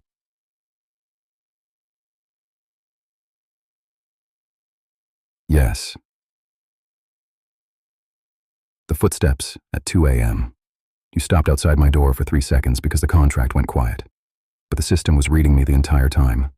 Through the walls, through the lock, through 12 digits that meant everything to me and nothing to the infrastructure. I don't answer because the answer is yes, and the yes is something I've been carrying since the day she pressed those numbers into the tablet with hands that smelled like the apartment she left for me. She stands. The chair moves back 6 inches. She crosses the 4 feet and stops in front of my chair, looking down. The system is reading me right now. Yes. And you? It's reading what's happening in your chest. The secondary frequency is at 26.4% of total signal strength, up from 26, climbing. I know what 26 means. Taryn said it at 4 a.m. on your office floor. She pauses. What does 26 feel like? I can't answer. Not because the answer is complicated. Because the answer is standing in front of me with 14 breaths per minute and a jaw that could cut glass. And the cheap shampoo from the Vance apartment bathroom. I can't tell anymore, I say. The words fracture on the way out, like a bone that's been bearing weight in the wrong direction. What's the contract and what's... Ooh. I don't finish. She finishes. What's real? The hum in my teeth goes silent. Not the 3-second quieting at her door. Not the 5 seconds during the signing. Not the total cessation during the almost touch in the kitchen. This is different. My fingers go still against my knee. The silence opens up. A room inside my chest that has been locked since I was 12. Since a Tuesday afternoon when machines went quiet, one by one. And a door stayed open because the woman behind it had lost the preference for closing. Elara reaches down and takes my hand. Her fingers close around my wrist and lift, turning my palm upward. She places my hand against her chest. I feel her heartbeat through her shirt. Fast. Not 14 breaths per minute fast. Running. What does the system tell you right now? My voice comes from somewhere below the clinical register. That your heart rate is elevated. 112 beats per minute. Cortisol spike consistent with acute emotional stress. The resonance bridge is at full depth. Your secondary markers are broadcasting at levels the system has never recorded from any stabilizer in 14 years. She holds my hand against her chest. Her fingers press over mine. And what do you feel? The secondary frequency, the dormant contract, the biometric infrastructure reading through walls and locks and 12 digits that meant a mother's birthday and a brother's birthday and a father's room number. All of it goes quiet, not because the system shuts down, because something louder drowns it. Her heartbeat, against my palm, fast and present and belonging to a woman who could walk out of this room and take the only real thing I've touched since I was a child watching a piano, go silent. I can't answer, because the answer is everything. She holds my gaze. 3 seconds. 4. The longest she's ever looked at me without measuring, without counting the distance between what I say and what I mean. Then she pulls my hand away, gentle, not angry, not cold, the way you put something down that you're not ready to pick up. When you can tell the difference, she says, "Come find me." She walks to the door. Her footsteps are even. Her breathing has returned to 14. Her hand touches the handle and she's gone. The door closing with the same soft precision that every door in this building uses to make silence feel permitted. My hand is shaking, not the controlled tremor I can press into a crescent. Shaking. The muscles in my fingers refusing to obey the mechanism that has held me still for 17 years. I look at my palm. The warmth is still there. Her heartbeat printed into my skin. A frequency no terminal will ever display. The monitors are still running. Whatever my father felt for my mother, whatever the system recorded and converted and sold, it wasn't someone standing in front of him and asking the only question that matters. What do you feel? She left the room and took something with her. Not metaphorically. I can feel its absence in my chest, like a missing organ. The system didn't do that. She did. And my hand won't stop shaking.